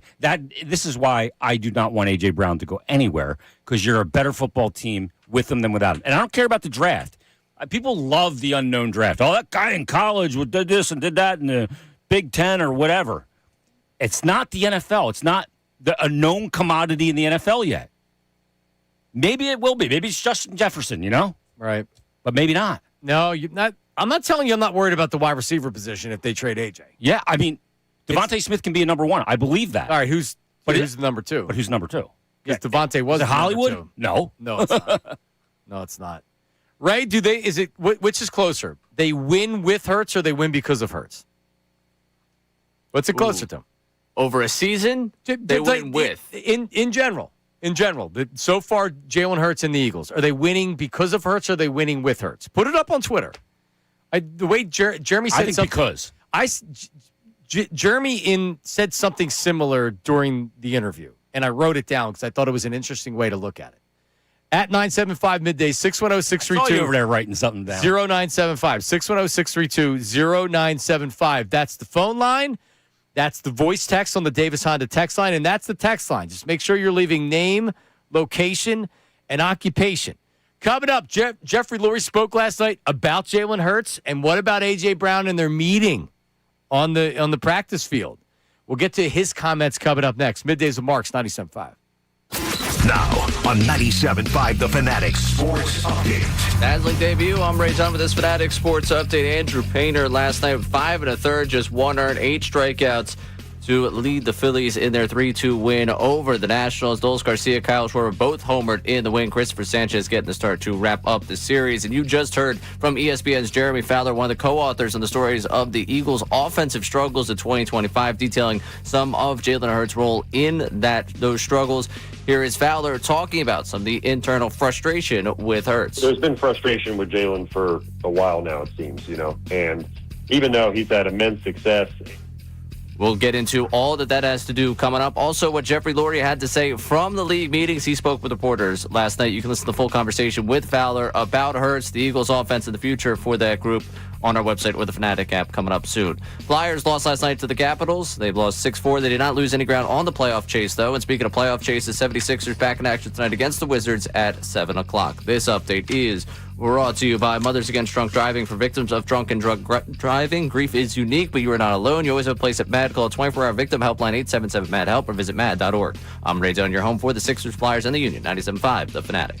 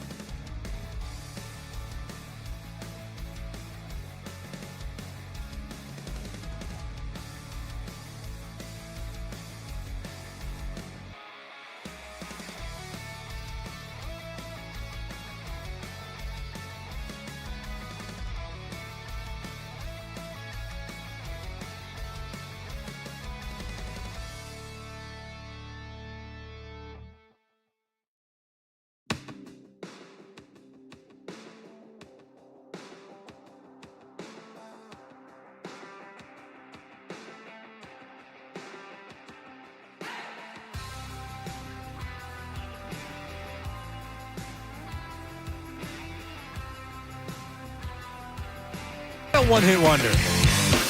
Wednesday. I'm not the biggest Chili Pepper fan. I am a fan. I'm on the Chili Hit Peppers. me. Is it because of Anthony Kiedis?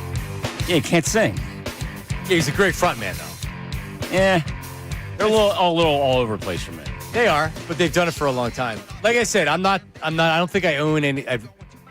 Maybe I've owned an album or two, but I've respected them later. I like one song. Later, what? Snow. Oh, so you're like a deep cut guy. Yeah. No, that's the Hey Yo song. Oh. That's a good one. Right, play that. What about that? What about that song? It's a little Suck My Kiss? See, I like that. I like that era. But they went Danny California after that, which was very good. They had a lot of hits. A lot of hits. No doubt about it. How about Blind Melon? That's a good one-hit wonder. Remember that? I would actually say that whole album was good, but you didn't get much after that because the lead singer died. Shannon Hoon. Yeah. I'm not telling you I'm a deep cut guy on Blind Melon, but my one buddy was big Blind Melon fan. There's a couple other songs on there that were great. Anyway. All right. Do you think Jeffrey Lurie, what would his one hit wonder be? It'd be, oh, Jalen. My Sharona? Yeah, my Jalen. He loves Jalen. All right. Jeffrey Lurie spoke at the owners' meetings last night. And here's what he said about Jalen Hurts. He's under contract. Oh, I love Jalen. I mean, there's no bigger fan of Jalen than me. Clutch gene, absolutely. You know, the guy, MVP of the Super Bowl 13 months ago, should have been MVP of the Super Bowl right before that against Kansas City the first time. Exceptional and so dedicated. I mean, I think you probably know, spend a lot of time with Jalen, and he's, as I do with most quarterbacks, and incredibly dedicated to the game, to winning, and being a huge winner. I love everything about him. So those things take over time. We never would discuss it. He's in the middle of a new contract now. Yep. That was an interesting last line. He's in the middle of a new contract now. Yep. But Lurie does get to know the quarterbacks. He can be a little bit of a jock sniffer. For sure. You know, well, no, but that's just right. There's guys on the team that have a direct line to Jeffrey Lurie. Fletcher Cox was one. Jason Peters was one. The quarterback. By the way, like people used to say, oh, Jeffrey Lurie meddles. You don't think NFL owners are involved in decisions? Does. Yeah. They should have direct contact to the quarterback, at least if they know what to do with it. Yeah. Jeffrey Lurie, no complaints with Jeffrey Lurie. I have no complaints with him as an owner. I was worried about him as an owner earlier on, but no, when he said, we're the Gold standard. I didn't buy it because he hadn't won yet. Yeah. But he has demonstrated that he puts the right people in the right positions and lets them do their job. Is he involved? Absolutely. It's a billion-dollar company. As he should. It's turned into. So he should be involved. Protect your investment. All right. I just voted at 975 Middays. What is closer to being true? The Eagles win with Hurts or the Eagles win because of Hurts? What did you vote? Because I did too. And this is with me not even being the biggest Jalen guy in the world. No, but he is the straw that stirs the drink. What a stupid freaking saying. I can't believe I just used that cliche. But no, he's responsible for so much because of his legs. I watched him play in playoff games and Super Bowls and outplay Pat Mahomes twice. Yeah. And by the way, here's the other thing, Ray. Like, you give me the quarterback that we're talking about, and I'll tell you if the Eagles are winning. Do they, give me the quarterback? If you give me a good quarterback, yeah, they'd win a Super Bowl. Sure, give me Pat Mahomes, yeah, they'd win a Super Bowl with Pat Mahomes. Yeah. Hey, give me some crappy quarterback, they're not winning. Because real quick, here's why. It is about the clutch gene, and it is about the intangibles in a lot of these games. Yeah. Like, talent's only going to get you so far. Being able to throw the football perfectly and throwing the ball over the middle is only going to be able to get you so far. When you need a drive and you need it at a big moment, Jalen Hurts has shown you that he can get it done. And the guys do, as much as there's complaints about his personality when they're not winning, man, they believe in him. When they're going well and things are going well, they get behind him because they realize that he's a beast. You're never more mic'd up than when you're in a Super Bowl. Remember, in that Super Bowl, when they had the turnover, it was the Zach Bond pick against Kansas City, and they were on the sideline, and he said, let's go for it. Let's put the dagger in right now. He was on the sideline. He said that to Nick Sirianni, and they had the one play, touchdown. The Super Bowl was over, and he was right on it and said, No, let's be aggressive. Let's go at them right now. And they went, boom, touchdown, Super Bowl over at that point. That's when it was out of reach. Do you think Third quarter. Do you think they can easily win a Super Bowl? Not easily. Because I do believe the Eagles think that it's about the organization and the template. It's not about the head coach and it's not about the quarterback. But that doesn't mean that you can have an average to a mediocre quarterback. And He's got to be good. This isn't a system type thing where it's all with the Shanahan system. You just put this quarterback in. Shanahan also doesn't want a Super Bowl. Yeah. He's not going to go out there and put up Josh Allen numbers. That's not him. And he knows that. I agree. He's got awareness. There's a quote in this article that says that that's not really what he does. It was after a game where he threw for 108 yards. And he said after the game, that's not really what I do. Shouldn't we applaud Jalen Hurts for not being selfish and wanting to throw the ball? He plays winning. He's a winner. Winning football, not stat football. Dude, it's such a cliche, but it's true. Yeah. In his case, yeah. Ray, did you vote win because of Hurts? No, I did not vote win because of Hurts. Did you register to vote, Ray? I am registered to vote. I will vote. Don't worry. I would say on a micro level, and there's certain games they absolutely win because of Hurts. Go those Super Bowls. They like the way he played in those 2 Super Bowls. They win because of the way he played. In the macro picture of everything, there's probably one quarterback. Even Mahomes has it read, so I can't really just say it's all because of him. He's got the best offensive mind. The best tight end in the league. Yeah, it's hard for me to believe that we win because of just the quarterback on a macro level in the NFL, which has been one of my biggest pushbacks to the criticisms of Hurts all the time. It's like, all right, yeah, you want to drop any quarterback in here? If they have Patullo and Sirianni running the offense, I think they'd be frustrated too. I think if you look at that offensive line and the way that wasn't healthy a year ago, there would be a lot of quarterbacks that if they expected what they had a season ago running-wise, didn't get that, they'd be disappointed. So I think it's more of the way I view the NFL and the way that's evolved because I've watched the way people talk about Jalen Hurts, that they win with him. And it's basically a credit to what the entire team around is. In the micro level, sure, there's games they win because of him, but they, like any other team in the NFL, need to put the team together around him to win. Good point. Look, in 2024, they won because of Saquon Barkley a lot. Correct. Right. I mean, the home run was... Well, no, what's the biggest, the Super Bowl aside, which we know Jalen was what was the driving force of that season? It was Saquon Barkley, offensive line, defense came in the third quarter, just destroying a team. But I don't think you can, people will talk like you can put any above average quarterback on these teams and win, and I don't believe that. It's not true. Because big moments matter. Yeah. Joe Burrow, I would take over probably any quarterback in the league, maybe Josh Allen. Burrow's been the one Super Bowl. Now, that's a trash organization. It's amazing he made it to his first year. And Josh Allen hasn't been to a Super Bowl. Yeah. And we can give all the excuses you want for Josh Allen. The bottom line is in those games, he hadn't done enough. You gave Pat Mahomes 20 seconds, otherwise he would have been in a Super Bowl. So it's not, I get it, but, Jalen Hurts just showed up big in big games. Yeah. And you can't say that about every quarterback, every star quarterback. Like Joe Burrow, you go, well, Joe Burrow doesn't have wide receivers. Yeah, the hell he doesn't. Yeah. They paid all those wide receivers. Josh Allen, Lamar Jackson's won 3 MVPs. What's Lamar Jackson in the playoffs? Nothing. Who would you rather have for one playoff? Harbaugh's job. Who would you rather have one playoff game, Jalen Hurts or Lamar Jackson? Oh, Jalen Hurts all day. It's not even close. Because it's proven. You agree, Ray? Yeah. I mean, I would like to see Lamar Jackson when they decide we're going to do what we do all season instead of we're going to just throw the ball over the field. But defenses make them do that. Yeah. That's the adjustment. That's the playoff adjustment. It happened to Randall, too. Randall would have success during the regular season, and then they would throw I think it was the Rams game. They threw a defense at him where they had 6 linebackers and 2 defensive linemen, and they didn't know what the hell to do with it. When it's win or go home, you're going to see stuff you've never seen before. You got to adjust to it. All right, we got a couple phone calls here. 610-632-0975. I got a Botho one-hit wonder, too. You do? Probably the best one of the last decade. It's the best one-hit wonder ever? The biggest one. It's not my favorite, but okay. It's probably the number one-hit wonder. All right, we'll try to take your phone calls coming up next. Voice memos on the Davis Honda text line and the text board as well. Davis Honda text board's coming up next. And we have a Sixers injury update for tonight.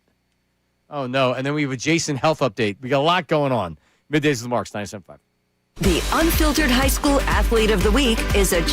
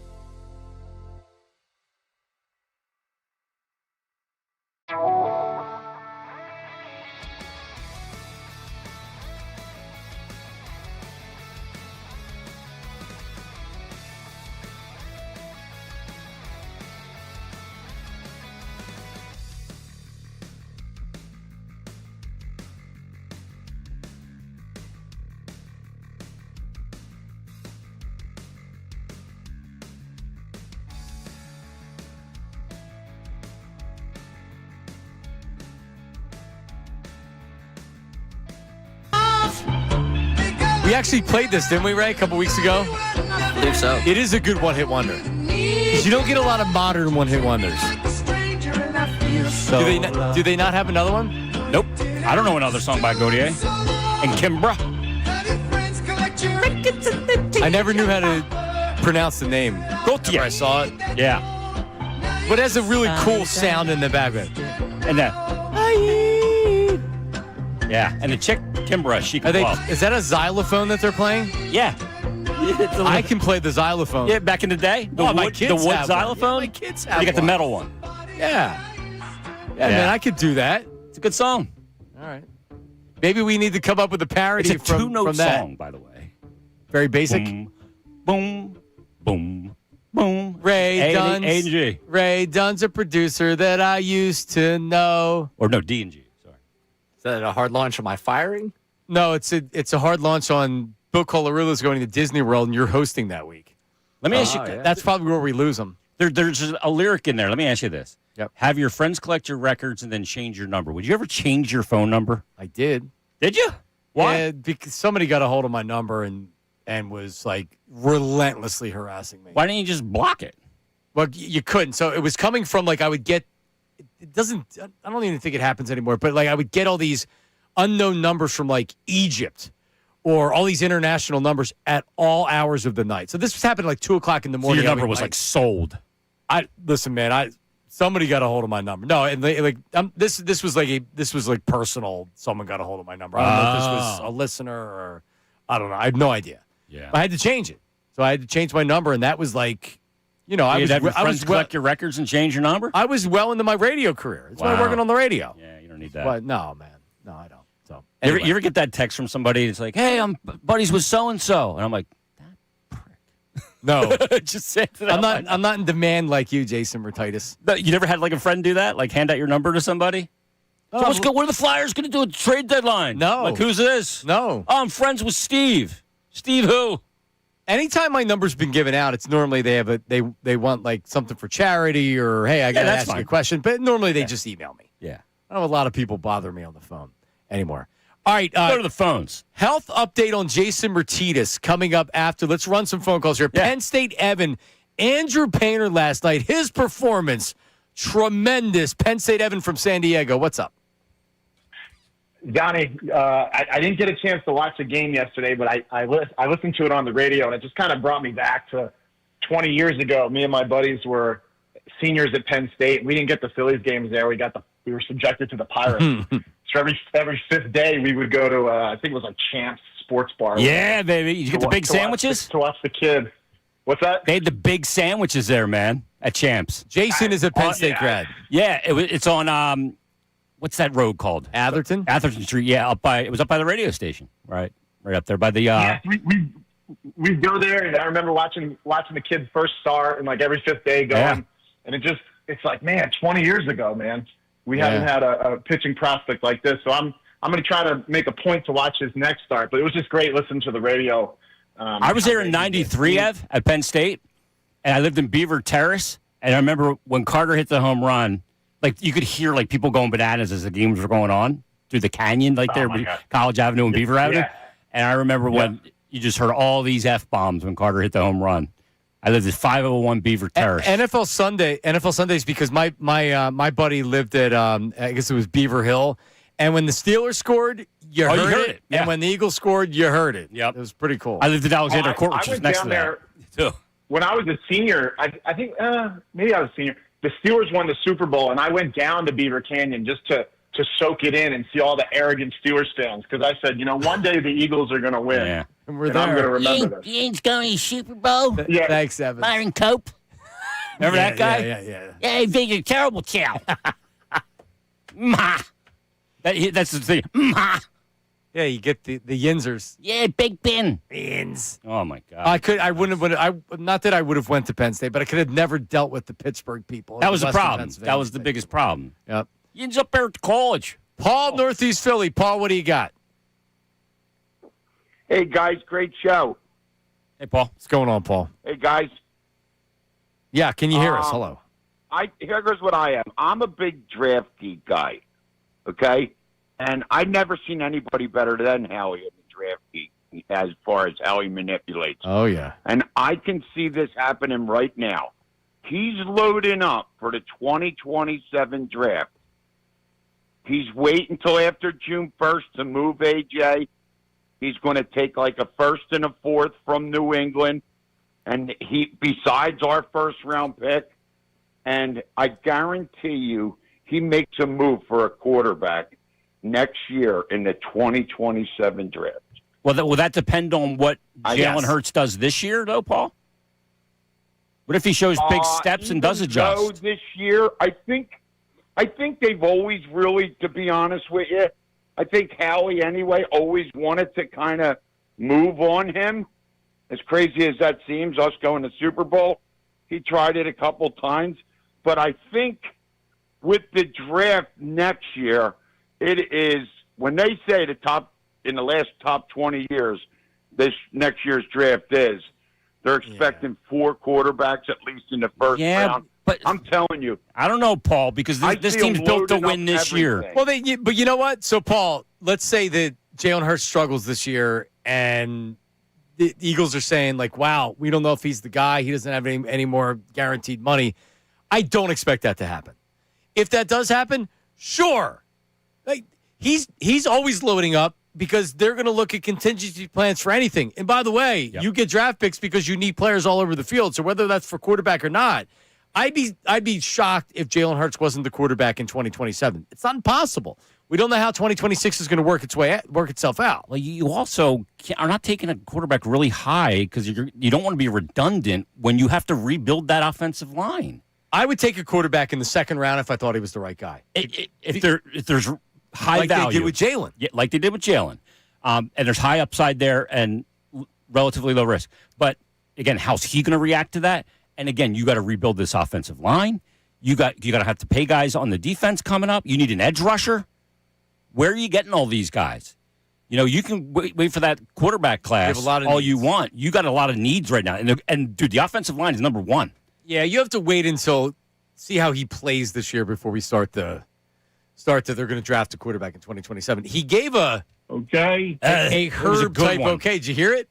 I did. That was pretty good and pretty clean too. Right? Can you get it? Pull it right out of the gate. And too. that's another Northeast guy. Yeah. Hey, what they're going to do with... Does Negative Nate have an okay like Herb and what was that caller's name that we had right there? That was Paul. Paul. I think that's one you develop with time. I feel young. like that's an experienced okay. Oh, that guy had a good okay. Yeah.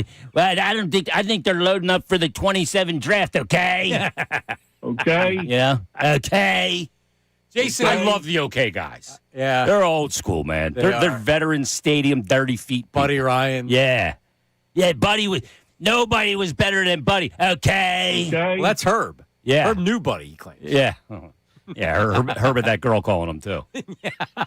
Give me a break. Okay. Yeah, I kind of wish that he went out there and was catfished by her. Yeah, it was definitely Kinda. a catfish. Kinda. I mean, it would have been good better. radio. Yeah, good content. Okay. Jason, we're out of time to talk about your health. Uh-oh. And I don't want to try to jam it into 2 minutes. Okay, we'll do it after the after the news at noon. Okay. Yeah, I remember we do the news at noon because Ray does a stellar job. He sure does. He hasn't heard the new news at noon open. Everybody's talking about it. Right. I'm happy that people like it. People like it. Okay. Am I going to like it? 6-0. You are. I think so. I'm very discerning when it comes to imaging. It's about liking it. It's also about appreciating it. All right, we'll see if I appreciate And it takes you into the mind of me, which is interesting. Can I get out? Yeah, oh yeah, for sure. Like go into the mind? No, but I mean, it's kind of sad, honestly, from looking at me that this is what is in my I'm head. an Absolute dummy. Yes, like this is the mush that I have for brains. This is what I'm thinking about all the time. Correct. All right, we need Mad Mike to hang on to. 'Cause I love talking to his positive atmosphere. Mad Mike will definitely be coming up. He popped a bottle this morning. You know, Mad Mike was on ESPN's website right now, just drinking a bottle of champagne straight. Yeah, but he's also wishing the Phillies lost. Yeah, but he can put that aside. He was upset this morning when he woke up and Painter had won, but then he got the Hurts news, and now he's happy. I hear from Mad Mike, I want to drive my car right into a bridge abutment. Yeah, don't do that. Don't do that. All right, coming up, the news at noon with Ray featuring the most overrated NFL moment ever, upset Kyle Shanahan and Mad Dog Russo go in U.S. history. It's pretty amazing. I got to tell you about So the U.S. good. history, Mike. It's. I saw it. I'm like, LBJ. I saw it, and I said, I don't even have to send this to Ray. Oh, it's so incredible. I know he's got it. LBJ. That's coming up next. Middays with Marks, 97.5, The Fanatic. All right, check it out. You know I've been talking about Comer and Cross, and just a little insight here. You've been ringing the phones at Comer and Cross, 1-800-NEW-FLOOR. I got the feedback. Like, yeah, they're really happy. A lot of people are calling. A lot of people are getting the new garage floor done. And check this out. If you have, like me, stains all over the garage, pits, cracks, all that good stuff, they can completely transform your garage floor in just one day. And right now, they're offering 50% off installation. 50% off. Right now, if you call 1-800-NEW-FLOOR or check them out online, COMERcross.com, ComerCross.com. This is not paint. This is not epoxy. They come in, they move all the stuff out for you of your garage. Think about that. They repair all the cracks and pits so it looks new. And it's going to continue to look new. Your garage floor, if it's driving you nuts, now's the time. 50% off installation. Take advantage. 50% off. 1-800-NEW-FLOOR, ComerCross.com, COMERcross.com. Now on 97.5 The Fanatic Sports Update. A dazzling debut. I'm Ray Dunn with this Fanatic Sports Update. Last night, Andrew Painter going 5 1/3, allowing just 1 earned, striking out 8 batters as the Phillies beat the Nationals 3-2. Adolis Garcia and Kyle Schwarber both homered in the win. Now the Phillies trying to get a series win against the Nationals with Christopher Sanchez on the mound later on today. ESPN came out with a story on the Eagles' offensive struggles in 2025, detailed some of Jalen Hurts' role in that. Jeremy Fowler of ESPN joined us. He co-authored that story and talked about some of the things that they're looking to change offensively this year. If you didn't want to run some of the motions and shifts or under center stuff before, you got to get on board now. And I do think he has responded to that so far. It's early, but, it seems like the early returns are good. You go back into the beginning of this hour on our YouTube channel, re-listen to that. It'll be up on our website and the Fanatic app later on.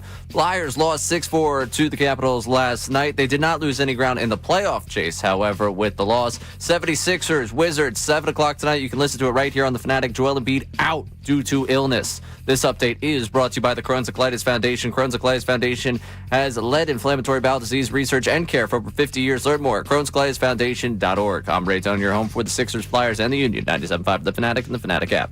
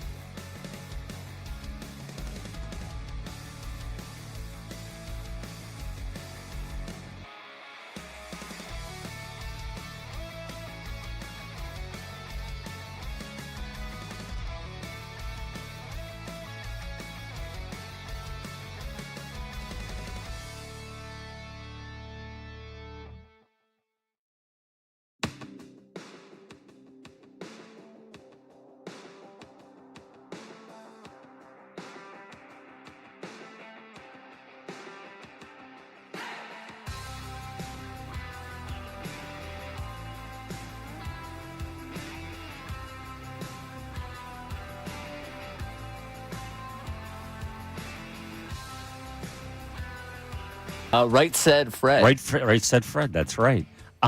Too sexy for my ba. I remember that. That was horrible.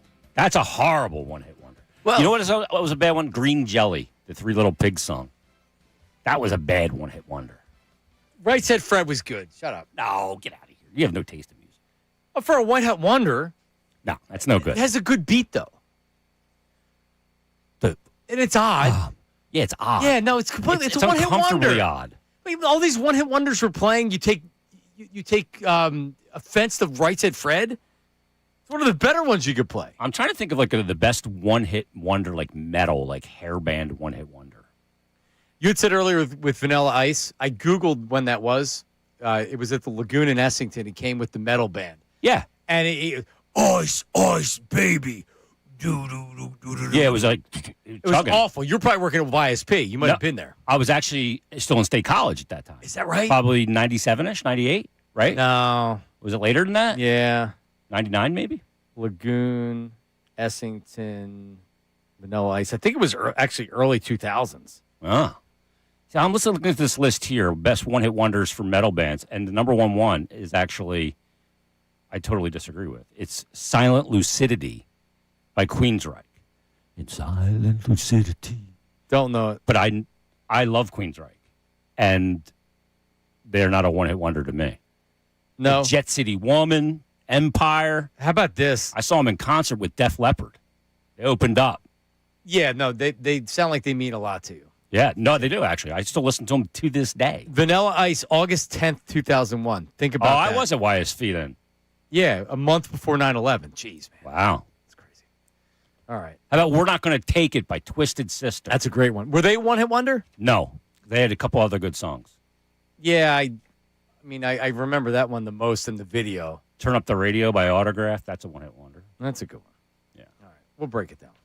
All right. Well, let's get to it. The news at noon. And yeah. By the way, Uncle Jamie, looking forward to your medical update. He was texting me to find out, and then he heard me bring it up. So we'll get to it. Yeah, we'll get to it. Not But going anywhere. the 12 o'clock hour brought to you by Service First HVAC, offering 0% financing, 48 months, rebates and tax credits up to $4,300 when purchasing a heating and cooling system. Learn more. ServiceFirstHVAC.com. News at noon. It doesn't matter what comes in the world of sports. The news at noon with Ray Dunn. Bad Athlete Podcast, angry college coaches, innocuous and random topics. The news at noon with Ray Dunn. The news at noon with Ray Dunn. The news at noon with Ray Dunn. I can't unhear that. Right? Catchy. Casey Boy can come in if he wants to. Come in. Sit down. The news at noon with Ray Dunn. Oh, Casey Boy, too.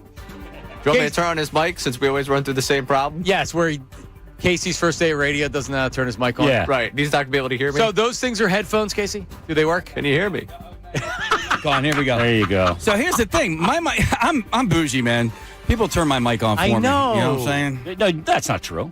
Preston turns my you think Preston would allow me to control my own microphone?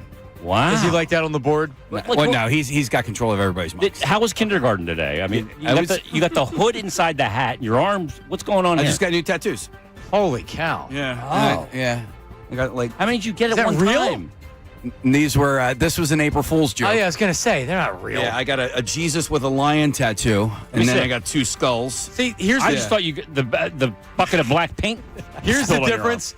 You do rock. You're Preston and Steve, so you guys are planning jokes for April Fools. I forgot it was April Fool's Day. We're talking about Jalen Hurts in some piece on ESPN.com. That's probably April Fool's right there. But I actually started laying the groundwork for the tattoos yesterday. I was like, I got an appointment for get a tattoo. I'm gonna get Bob 3 Dodge. of them. Yeah, That's yeah, awesome. yeah. So I couldn't figure out which tattoo made more sense for me. Like I needed them to believe it just a little bit. And with Easter coming up on Sunday, I was like, okay, I'm going to go with the Antichrist. I went to Cardinal O'Hara, and that's a lion is their mascot. I was like, that's the one that I'm getting. Let me see it again. Yeah. Not For bad. the That's YouTube pretty audience, good. yeah, it looks great. Yeah, All right, thank you. do you want to I sit can't in? believe that's temporary. Do you want to sit in News and Noon I with want Ray to hear. Dunn? I want to hear this. Yeah, Ray Yeah. Dunn. Come on, Go ahead. Ray. He's here for my health Ray, put your update. cigarette out and do the news, man. I'm sorry, man. I'm Not just really. not enough time with these breaks for me to smoke. I know. All I right. was late again coming back, going to the bathroom. Go ahead. We'll Ray. start with Adam Shine, who might have unleashed the NFL take of NFL takes. Odell Beckham Jr. trying to make a comeback. I don't think it's going to work out for the guy, but Shine had to have a take on that and then decided to take aim at the OBJ catch. The most overrated play in the history of sports was Odell Beckham Jr.'s one-handed catch in a loss. Oh, by the way, last 2 years, he's played 9 games. Oh, by the way, last 2 years, he was, suspended last year. Oh, by the way, they just signed Mooney and Calvin Austin. Odell Beckham Jr., unless he's coming back for, Old Timers Day, I don't want to hear Odell Beckham Jr. and the Giants. So really the end there, not exactly important to you. The all-time most overrated catch in NFL history, and blaming it on the fact that they lost the game. He went on to say that there's been 10 catches made in the second half of last NFL season that were better than Odell Beckham Jr. having a one-handed catch falling in the end zone. Not everything has to be a take like that. Oh, right? Shine's such a hard-O. I know. Everybody's aware that Odell Beckham Jr. is not in the league, and he could possibly not be in the league this year. Yeah. We're aware that his career has fallen off. That was a tremendous catch. The dude's got the biggest mitts ever. Yeah. He holds a football like you and I hold a golf ball. Yep. That's what it looks like in his hand. I think who was the guy who had the small hands? And it was a Dorial. Kenny Pickett. Kenny Pickett. Well, I mean, he had the wide receiver. Yes, that guy. He was supposed to be this freak, but then he had like little tiny baby hands, and that's why he wasn't. He couldn't catch. Yeah, you gotta have big mitts. Wow. I don't remember that. Yeah, I don't remember Wasn't that there either. an Eagle? If Casey said it, right? True. Yeah, he was an bad. Eagle for a year. He was a former second round draft pick where they gave up a second round draft pick for. Yeah, him. Dennis tiny Kelly hands. they gave up for. Yeah. Look at that. Yeah. The Titans won. He had big feet Sure did. though. You know what that means? Big shoes, big cleats. yeah. So, by the way, what do you think of the take? Because you're a big sports fan, but you also don't you don't live and breathe sports like we do. No, well, I mean, I hate that kind of a take. So do I. I hate that type of a taker. Listen, why are you hating on a guy who's been out of the league for a little bit? Like, why not? I don't. These national clowns do. Okay, is it National Clown Day? Well, that's on Sirius, right? That's Mad Dog Radio, man. Yeah. Because Adam Shine. Adam Shine has been influenced by Mike Francesa, and that's like the whole WFA. formula. Yeah, that's the formula. That's what he does. He's like Russo. It's easy. I'll tell you what. It's easy hacky. Give up and take every minute. Yeah. But listen, I don't know, and I'm not a huge Odell Beckham Jr. fan, but I'm not hating on the guy just to hate on him. And you're right, like that to me, when you think of like all-time catches, it was unbelievable catch, and I don't care that they lost the game. No, the catch, it's a singular play. Right. It was insane. He's a Giants fan. I'm I don't guessing. give a damn it was in a loss. I guess. And he's mad at him, and because the story was that he's talking to the Giants about a potential return. reunion. Right. I mean, it's probably put out there by the agents to be like, hey, look at Odell Beckham Jr. He's talking to the Giants. They could sign him. Can't bring him. His fantastic catch wasn't a loss. Right, wasn't good enough. Hey, man. Titus, Adam Shine. We got to get him off. Well, he's coming up. He's coming up in a second. Oh, here. we got Dog. We will start, though, with Matt LaFleur and Kyle Shanahan. They were on PFT yesterday talking about the Rams 49ers game in Australia, and LaFleur did a great job of setting up a Shanahan rant. I'm pretty sure the Rams lobbied for that game. I know for a fact they did. And that's because what's so bothersome. Yeah, So hopefully the league will do right and let us play the Rams in Mexico, since we got to go out of the country twice, and they requested us. I'm requesting them in Mexico. Oh. Not that gives us an advantage. It's just fair to make them go out of the country. That would be great to have the two games between the Rams and the 49ers. Neither I like it. I mean, I knew he might go this way when he brought it up. I knew it. I knew it. So he's ready for the right moment. Sorry. So I have brought this up a little bit. So you think the Rams have lobbied because they're sick of seeing the 49ers dominate the crowd at SoFi. And I get that. Yeah. Like, that would suck to have to do silent cadence and have our home game at their stadium. So I get their ambitions, but it's awesome. Now, the day before, he was bitching more about the Australia game. He's not happy having to do it because then they have a game in Mexico City. Yeah. Well, which is really like flying to Chicago, I guess. Also, I love bringing the game overseas, growing the game, the whole thing. Australia, I get it's to open the season, but Australia, it's a 19-hour difference. It's a lot. It's literally the other side of the world. Yes, it's literally a day before. They're a day ahead of us. Okay, so at what time of the day are they playing there? 10:30. Yeah, 10:30 a.m. I mean, it's less than ideal. It'll be 10:30 Friday when it's 1 o'clock Thursday or 8 o'clock Thursday here. Right. They're like a day ahead. Correct. Here's the biggest problem I have. They're in the future. Here's the biggest problem I have with international games is that it's somebody's home game. It should be away games for both teams. Yeah. It should be away games for both teams. Shouldn't lose a home.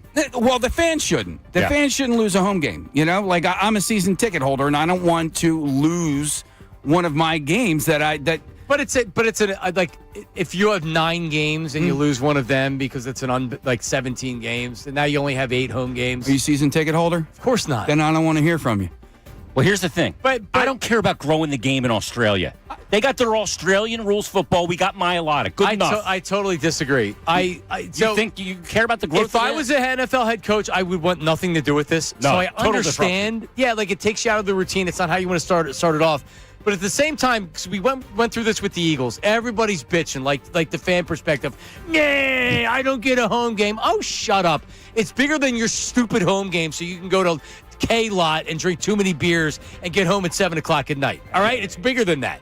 It's actually a compliment that your team matters enough to where another country in the NFL wants you to lead off the season. It sucks. I wouldn't be happy if I was Kyle Shanahan, but you know what? It's a privilege to do this, and it is important. It is bigger than one game. Yeah. And I'm not going to say anything about him bitching. I'd be pissed too, but still, it's a big deal, man. Yeah. I like it. What else you got, Rob? All right, last one for you. Mad Dog Russo. Sometimes on Sports Talk Radio, we get into sports. Sometimes it's about that history book you just read and educating your audience on the Lincoln assassination. He wrote he did the Q&A with the author who wrote the Grant biography. And this is a Chris Christie recommendation, this book, by the way, so he'll give him the credit. But he wrote he asked, this is something I did not realize. Lincoln, in 1865 in April, when he went to the Ford Theater that night to April see 14th. the play, he invited the Grants to go with him. Ulysses and his wife, I think her name was Julia. He asked the Grants, begged them. You know, the war was over. Appomattox, I think I pronounced it right. Appomattox, that's correct. Happened, a couple weeks before that with Robert E. Lee. And he asked Lee, please, I'm going to the theater tonight. It was Good Friday. Me and Mrs. Lincoln, could you please join us? And Grant wanted to go in the worst way. His wife couldn't deal with Mary Lincoln. Wanted nothing to do with her. Ulysses, I can't do this. I can't put up with her. She's going to drive me nuts. My God. So she refused to go. So Grant said, Mr. President, I can't go. If Grant went, he was going to bring his military entourage, meaning protection, meaning there's no way John Wilkes Booth gets into that Ford Theater with a gun. Lincoln's alive. Yeah, so he's blaming Mrs. Grant? Is he blaming Mrs. Or Grant? Mrs. Lincoln? Mary Todd Lincoln. He's the First Lady. Blaming her. I mean, she's, notoriously crazy, but I don't need to be hearing a history lesson from a guy who just read it in the book yesterday. Where did he do that? His radio show. Yeah, that's serious. That's on Mad Dog Radio. Yeah. Well, his son was somehow involved in the conversation. Why was that? That was something earlier this week. Oh, okay. We've got multiple Mad Dog. I'm mixing the Mad Dog stories. Back in 1865. Well, I think it's Ford Theater. It's relevant now because he said it happened on Good Friday, which I did not know. And Good Friday, obviously, is coming up in a couple days. Yes. So maybe Do we know that's that for sure? Is he right about that? Well, and there's a book he just read. That was a Chris Christie recommendation. I mean, that's a Chris Christie recommendation. I'm turning it into Regis. Yeah, you do sound more like Regis than Mad Dog. What's the dude's name on? Gelman. Well, Casey Boy joins us in studio Gelman, have you ever seen Kathy Lee's rear end? First time Jason's been on the show since the Phillies didn't sign Bo Bichette. That was the last time he was in studio. Was when the Mets signed Bo Bichette. Okay. Whenever that was. So now what's going to happen is the Birds are going to trade AJ to the Patriots for today. Yeah, right. Yes. I don't want them to trade AJ. No, me neither. Yeah, they're better with him. I agree with you. If he doesn't want to be here, you're under contract. Right. Sit down. Yeah, come back next year and be on social media every week. Toggle. Get to LinkedIn and open the network on your profile. No, right? just have Jeff Lurie meet with him and calm him the hell down about it. Listen, he's tight with AJ. He had that meeting last year. I would be surprised. I'd be shocked if AJ Brown was an Eagle next year. Really? And I'm not telling you I'm comfortable with their wide receivers. That's not necessarily what I want, but I think that's what's going to happen. Mm. Yeah, I know. I know. They have to replace them. I know. I don't know how they do that. Yeah. I don't like it. No, I'm not replacing with an unknown. I mean, want the best team on the field. Wide receivers are divas. We all know that, and if we know that, then the locker room knows that, right? So let's just. But everybody loves AJ. Yeah. Everything is they really love AJ. What does that tell you? They're siding with AJ over Jalen, which is what we're talking about with Jalen today a little bit. But anyway, that's Casey Boy from Preston and Steve. Jason, hey, thanks for coming in. Yeah, thank you for inviting me. Stay here. Oh. So Jason's going to update us on his health. Oh, yes. You had stage 3 colorectal cancer. You were diagnosed when? December 2024. And you've been through hell and back in the last 18 months. Yeah, and surgeries and chemo and everything 16 weeks of chemo. He's always bragging about his chemo. Yeah. Why are you always bragging about that? You ain't got my chemo. I'm trying to lighten things up a little bit. No, I joke about it all the time. So, Jason, you recently had a procedure. We hadn't seen you for a while. So tell us what's going on with your health. Yeah, March 3rd, I had a procedure called an LAR resection because I had a recurrence. So I had my original tumor that the chemo and radiation and all that kind of got rid of. I was NED, which is no evidence of disease, in October. And I was in a protocol called Watch and Wait where they watched me closely. And then I had a spike all of a sudden in a blood marker. Which I remember when you got it. And you're like, oh, crap. And my oncologist was like, I hate this one. It's not reliable. It can be caused by other things. But let's move up with the testing. So they moved up CT scans and MRI, and they were unchanged. And then I had what's called a flex sigmoidoscopy where they go in, they look at things, and they found a new tumor, a 3-centimeter tumor. I'm like, oh, jeez. So now we have to do surgery and resect it, which I could never get to cured status without the surgery, without them removing that area from my body.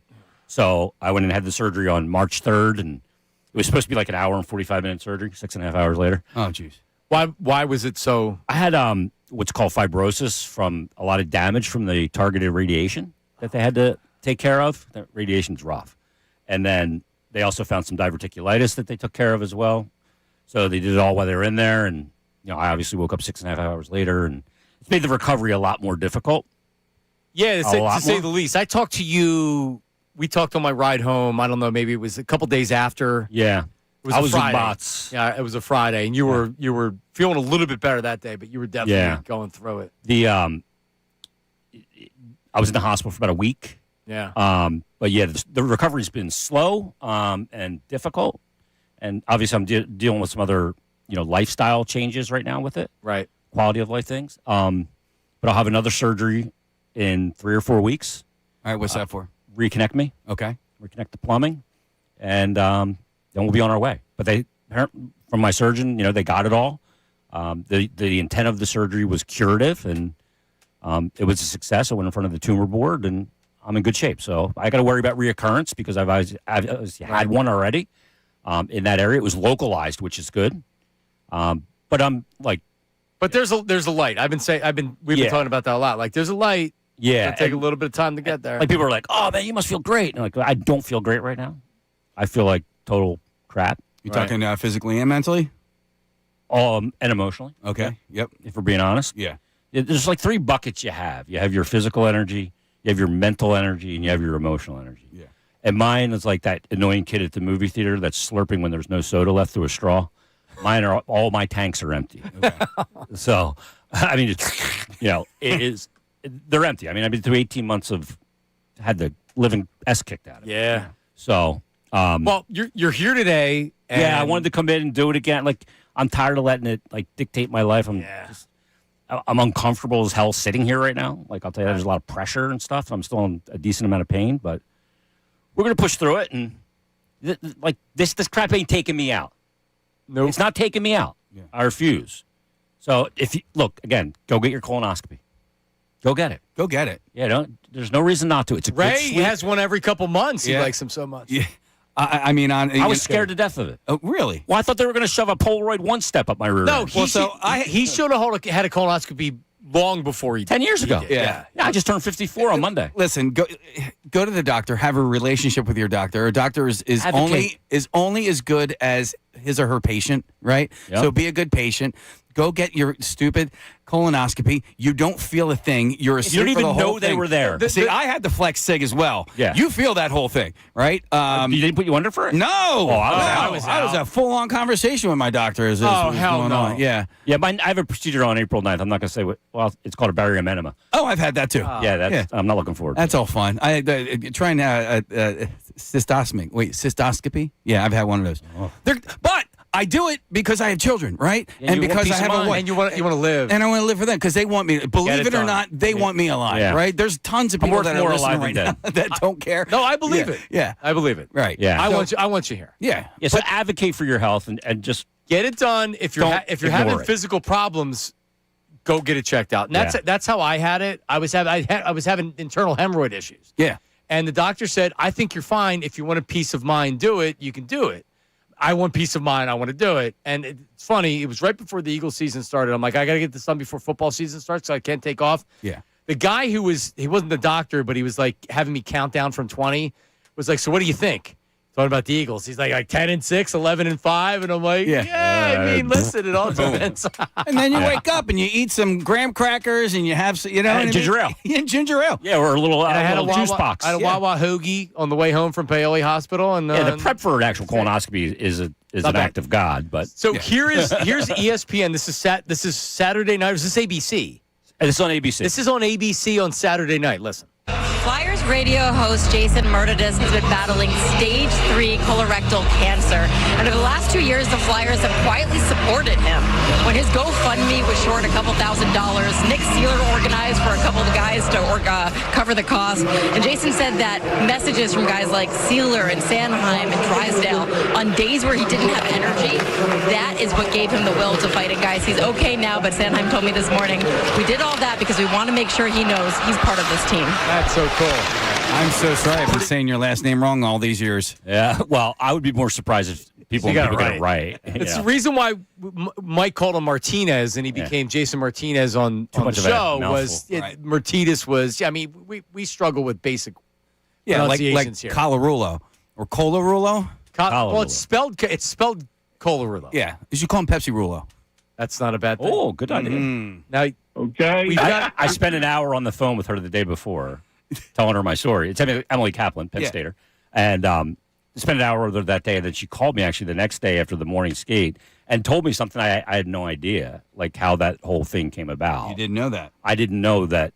In the hockey they put names on the board, and there's money involved. Like when you play Anaheim, like Drysdale's name's going on the board, Zegers' name, and if you win, there's a payout. And they put my name on the board for a game. I didn't know this. And then they said, Jason, needs our help, blah, blah, blah. But it only pays out if it wins. So Sealer went up and said, you know what? I'm taking him off the board. We're going to help him no matter what. It's not based on if we win or lose. I had no idea. Wow, that's awesome. How much did that make? A mess. I get messy really fast. Where'd you grow up again? Right here. Okay.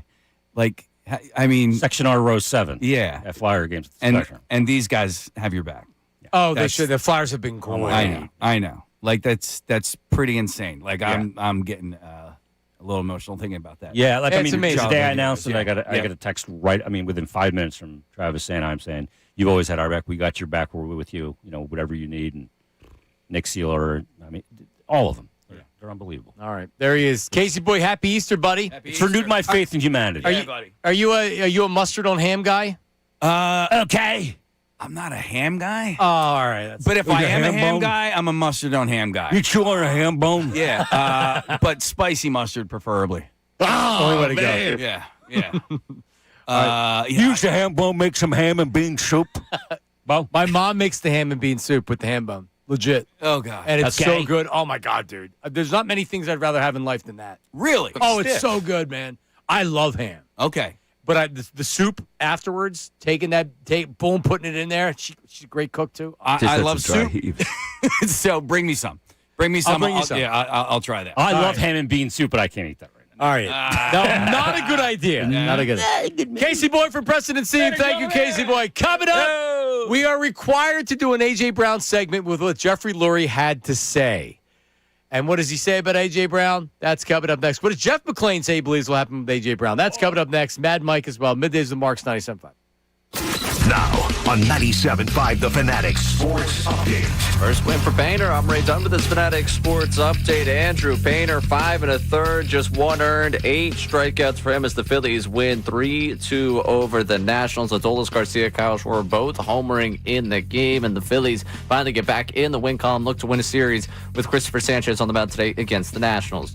ESPN came out with the story earlier this morning. The Eagles' offensive struggles in 2025 details some of Jalen Hurts' role in that. Jeremy Fowler was a co-author in that story, joined us earlier on in the show. Here is Fowler talking about some of the adjustments they're looking to make this year offensively. If you didn't want to run some of the motions and shifts or under center stuff before, you got to get on board now. And I do think he has responded to that so far. It's early, but it seems like the early returns are good. We can listen to the whole conversation with Fowler on with us earlier today on our website or the Fanatic app. Flyers lost last night to the Capitals, but did not lose any ground in the playoff chase. Speaking of playoff chase, the 76ers have the Wizards tonight at at 7 o'clock. You can listen to the game on the Fanatic. Joel Embiid out due to illness. This update is brought to you by Positive Coaching Alliance. Questions about youth or high school sports? Positive Coaching Alliance can help. PCA, a national nonprofit, develops better athletes, better people through sports. Info at positivecoach.org.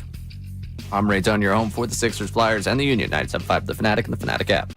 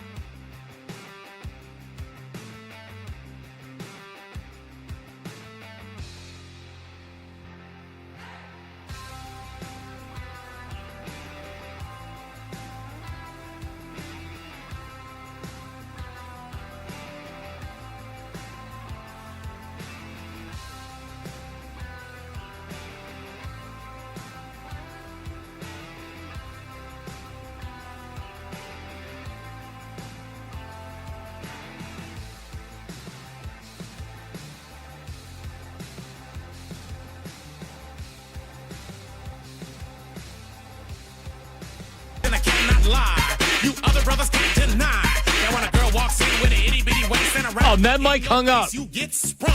And he was going to be so uplifting. Yep. Mike, call back in. Sorry, Casey Boy came in there. Yeah, you cannot call Sir Mix-a-Lot a one-hit wonder. You probably can, but I like some other He had songs. another song, though, right? So, do you remember the Judgment Night soundtrack? I do. Judgment Night soundtrack was when they combined a rap act with A rock act. a heavy rock. Yeah. So you had Sir Mix-a-Lot, and I forget who did it with him, but you had like Helmet and House of Pain. You had Booyah Tribe and who was it? Booyah Tribe, gotta keep it low. But anyway, it was great. It was a good mix. Yeah. And Sir Mix-a-Lot had a song called "Freak Mama." I actually have it on my Amazon Music. Yep, it's Nice. great. What about Smash Mouth, Walking on the Sun? Smash- Isn't it Shrek? Smash Mouth is not a. That's a one-hit wonder. Don't they have other ones? Well, they had All-Star. Yeah, All-Star. It's the only one I know. Yeah, you're They right. had two-hit wonder. How about the Proclaimers? Remember, Yes. I would walk 500 miles. Yes, that's usually when you see the list that makes every list. Yep, that's a good one. It is. Yeah, Sir Mix-a-Lot is a one-hit wonder, but you do have some other. If you like the deep cuts of Sir Mix-a-Lot like me, then you probably know it. How about Meredith Brooks, Bitch? I'm a bitch. I'm a liar. Yeah. I'm a Fool. yeah. Yeah, because that came out like around Alanis Morissette. It was Yeah. Angry Chick Rock. Angry Chick Rock. Yeah. Which I didn't feel one way or another about it. Alanis not a one-hit wonder or anything. No, a one album wonder, maybe. I don't know about that. The second one was big too. So see, How about Survivor? Eye of the Tiger. I wasn't in on the multiple. No? I wasn't in on the first album, but like I wasn't going to call her Alanis Morissette a one-hit wonder. All right, so what's the most notable thing about Alanis Morissette? Just off the top of your head, Canadian. No, it's the fact that she dated Dave Coulier, and the it's all The about song's him. about him. Yeah. Uncle not Uncle Jesse. No, Uncle Joey. Joey. Yeah. That Alanis Morissette, that the entire anger in all of her songs is because of Uncle Joey. Yeah. Uncle Joey broke her heart. Dave Coulier, what a stud. Yeah. That was the original song. It was. All right, so real fast, I feel bad for Ray because Ray walks out during the last commercial break and Calarulo's out there holding court, Dylan and Vito. Ray got his hair cut, and he does. I mean, it's a good haircut. It's good. Like, how mad he is. He's laughing when he says it's a good haircut. It's a compliment from John is not really a compliment. It's an insult with hey, man. Posing as a This is compliment. cool. No, it's Bill. I didn't do anything. Oh, yeah. I well- didn't say it. Bill asked him if he goes, "Oh, nice haircut. Did you get a lollipop with that?" Oh. You get like a butterscotch lolly? I hope a dum-dum? NBC has the overhead camera every break this show today. I hope the bald spot's on full display for the audience across the region. It was a great line because Ray does look like he's 12 years old when he gets the fresh haircut. Yeah. Because of the haircut. Like that and a new pair of sneakers are all white. Yeah, the Buster First Browns. day of school, Buster Browns with a new lunchbox. And poor Ray, because Vito and Dylan and myself are both not only laughing out loud, we're our faces are red. I had to walk away. I was laughing so hard. Poor Ray. That's called the rule. I didn't do that. No, It's a funny line. Fallarilla did do that off the air. Yeah. Yeah. You did it on the air. It was a funny line by Bill. Anyway, Jeffrey Lurie asked about A.J. Brown, and you knew it was coming. It was a matter of how can we dissect it when he gives an answer. Here it is. Going back to A.J. Brown, the trade talk speculation has not subsided. Yeah. That would require a sign-off from you, I would imagine. Where are you with that? Yeah. We kept saying AJ's an Eagle, and he's definitely, I just will say this. Devontae and AJ, two great receivers and also great teammates. I just want to say that. These two are wonderful to have. And, Yeah, he go. Great Fumble. teammates and great receivers. He go. So he's an Eagle. We'll see what happens down the road, but so is Devontae. So is Jalen Hurts. So is Saquon. They're all really great competitors and luckily great teammates, and they just want to win big. Oh, won't see him no more. Oh, my God. He go. Way to think on your feet. Yeah, I'm surprised he wasn't more prepared with more of a canned answer. Yeah. Even besides, he's an Eagle now. Right, and that's what Sirianni did. If you look at what Sirianni said and what Howie said, whether or not A.J. Brown's an Eagle or not, they certainly made you feel like he wasn't going to be an Eagle. Jeffrey Lurie, where he's like, humana. Well, let me just say this. And then he's saying that him and Devontae are both good number one receivers. Okay. I mean, I don't know. I think you can. That was not an endorsement. Let's hear the beginning again. Let's just hear the beginning. Because, honestly, I was really surprised that he struggled as much. I'm keeping this short and sweet. I'm saying, I know there's a lot of rumors out there. I understand that. Because what they were saying before was how he was giving the, AJ's a really good player, and you don't get rid of really good players, and even acknowledging that it could happen, he's still saying, not letting you know that it could happen. He's not doing that anymore. Let's hear it one more time, right? What do we got? We kept saying AJ's an Eagle, and he's definitely. I just will say this. He is just babbling. Yeah. When you laugh, it's a defense mechanism that tells you, I'm not going to tell you the truth right now. I'm going to laugh first because to disarm you.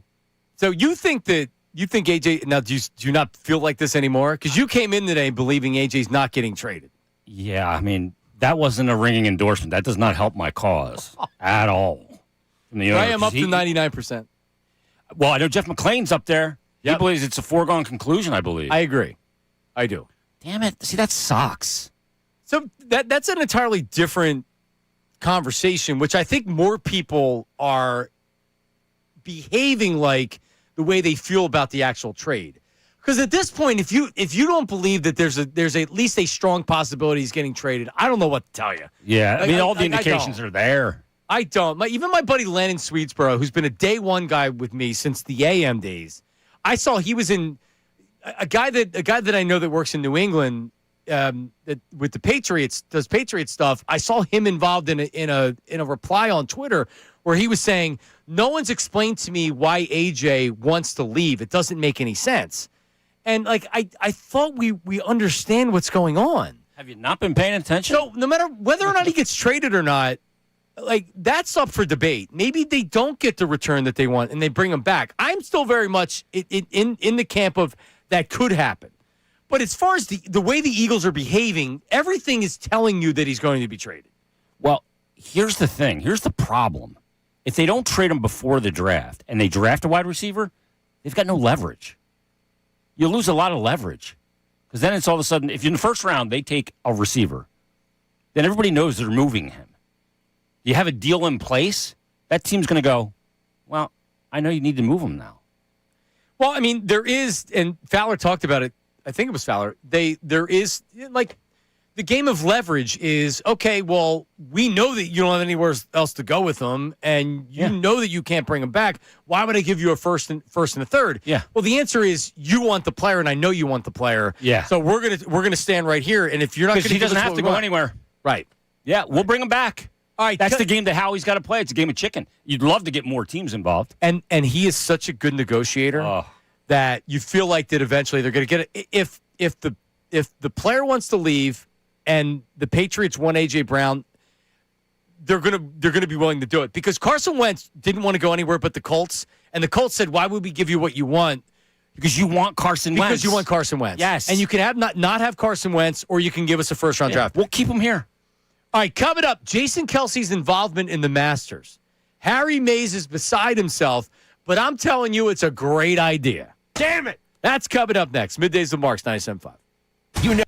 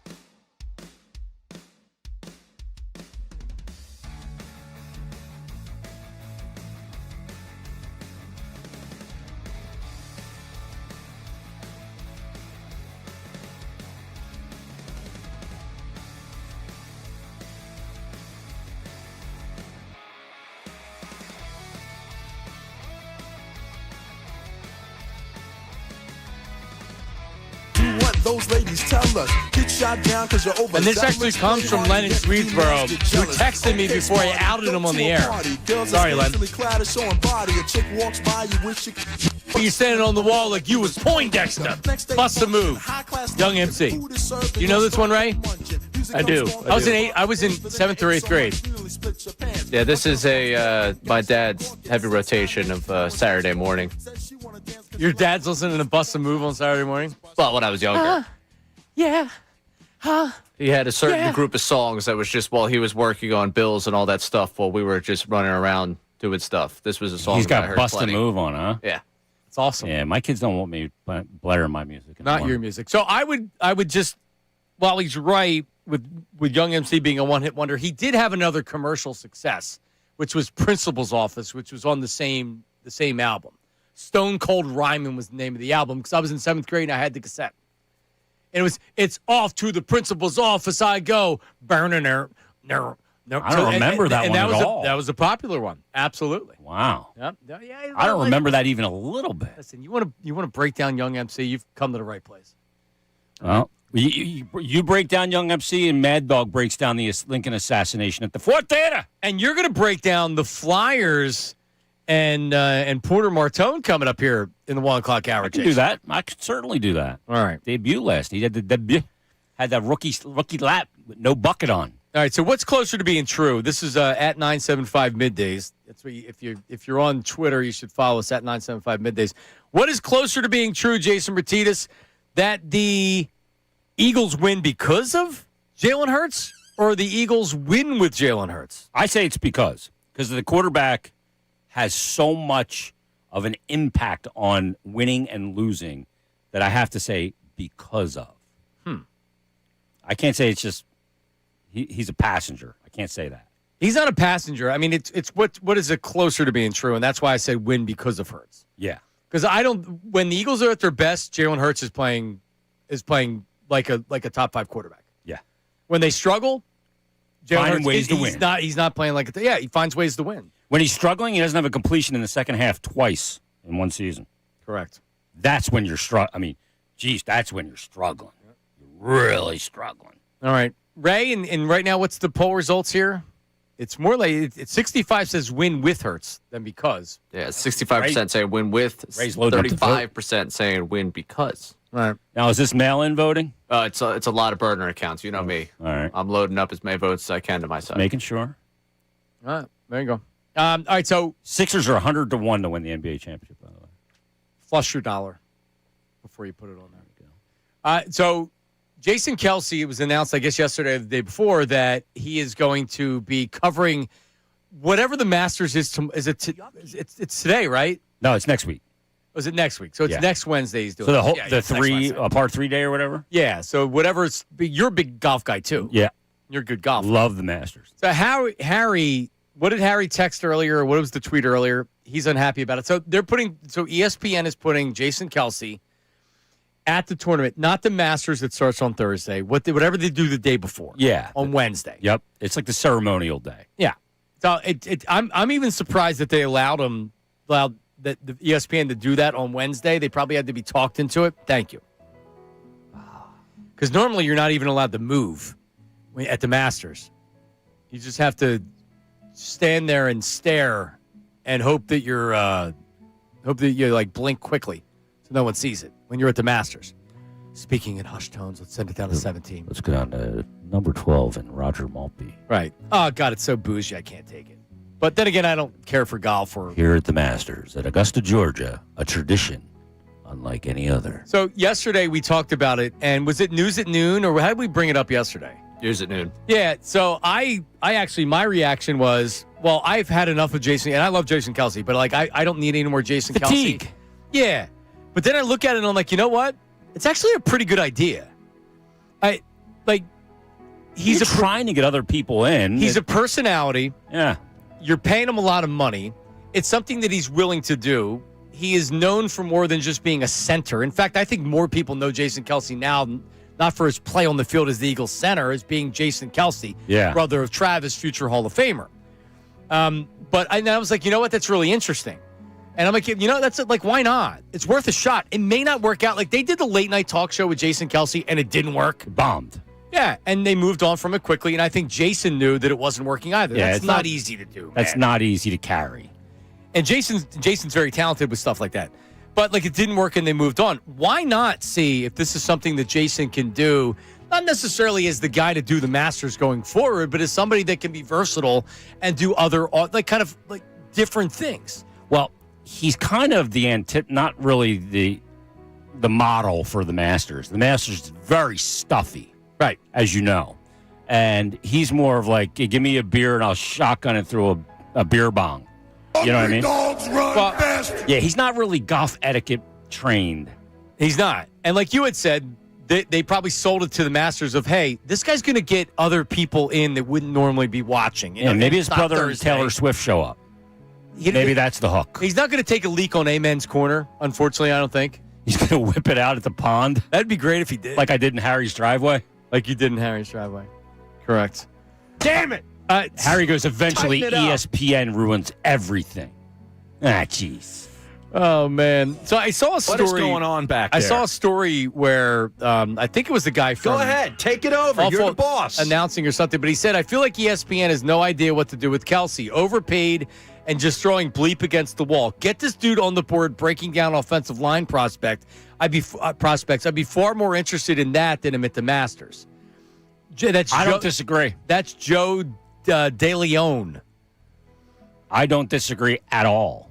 I do. So he'll be working his first assignment at Augusta National as the on-course reporter during the ESPN's broadcast of the Masters Par 3 contest. So I think a lot of people, like Ray said this yesterday, when they picture Jason Kelce, they're picturing him ripping off the pants and having the thong bikini on at his thing in Sea Isle. Yeah. And DOD. I don't disagree. Yeah. And that's the Jason Kelce I kind of like. I'm like, okay. Like that frat brother Jason that feels a little bit forced. But he's a good dude and he's very talented. And and here's why I disagree.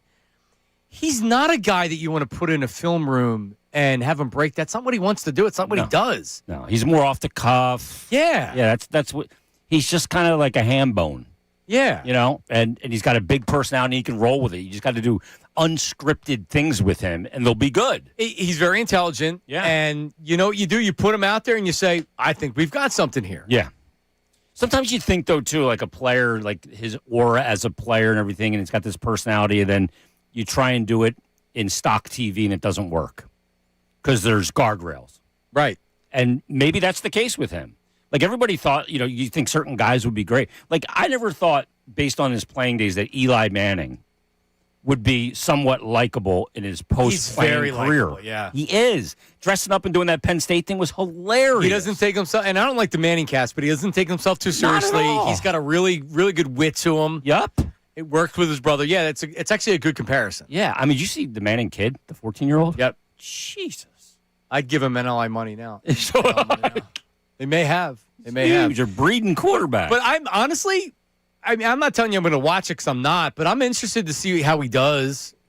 Yeah, to some degree. And you can, like he's not going to work the Masters. It's too stuffy. Is Tiger is Tiger going to be there? Right. No. Is Tiger any good? So I don't know.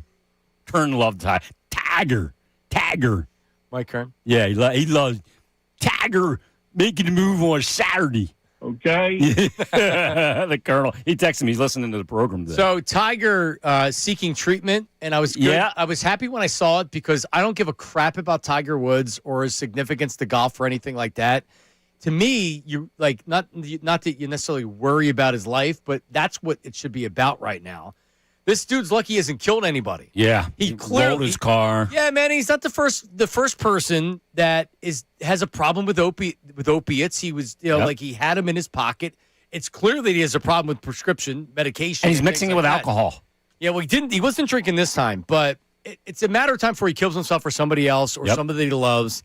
And like a dude with that amount of money, why are you driving? Because that's not how addicts think, Jason. Yeah, I know they don't think rationally. No, they don't think that. That's not the way, because then they would the alcoholics would never get DUIs or get the third DUI or get the fourth DUI. Yeah. If you're a heroin addict and you realize it's tearing apart your family, you go into treatment and you get it taken care of and you stop doing heroin. That's not how it works for an addict. Yeah, it's kind of sad. But it did seem like, and it's only a statement, but I was happy to see the strong statement of, like, I got to get my life together. Yeah. Like, I got to figure this out because it is bigger. He's 50 years old. Yeah. He's not a pup anymore. No. So. And we're going back.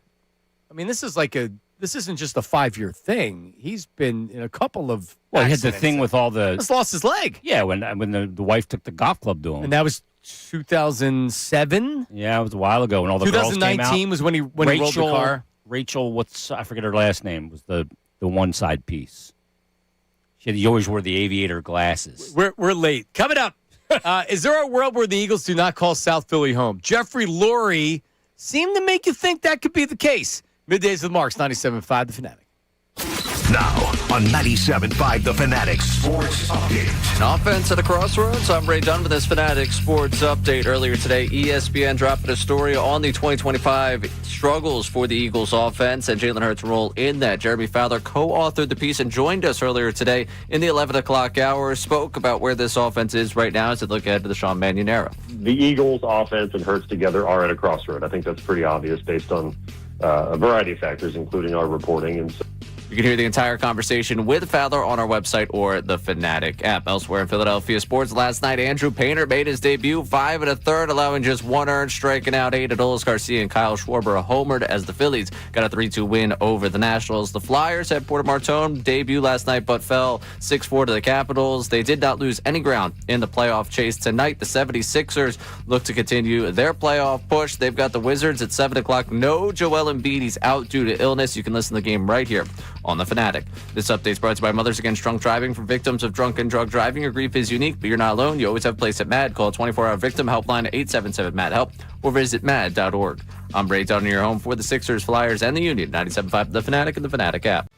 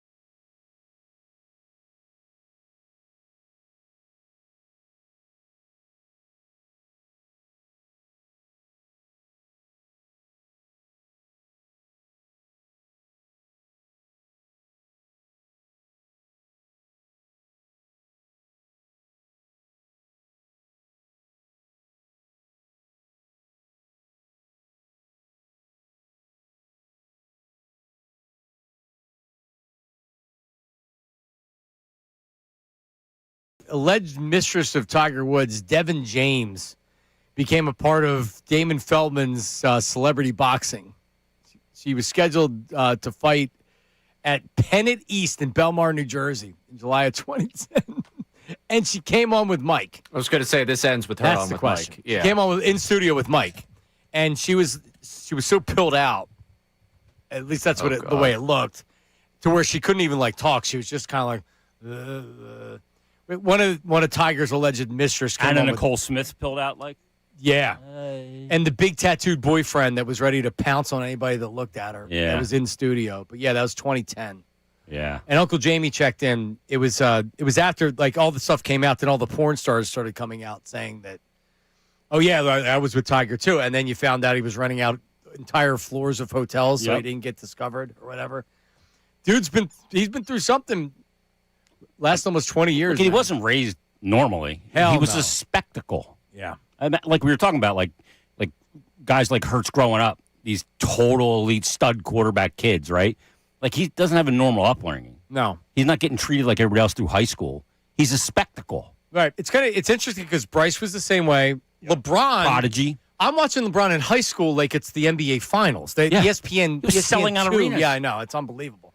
And and you look at the career he's had, and how he's behaved, which has been, he's been great for the NBA. He hasn't been in trouble. He hasn't had in an era any dirty laundry coming out with cell phone cameras everywhere. Dude, you kidding me? Yeah. This guy's had so many different levels, a hell of a career. Yeah, the most amazing thing about his career is that nothing's ever come out like salacious.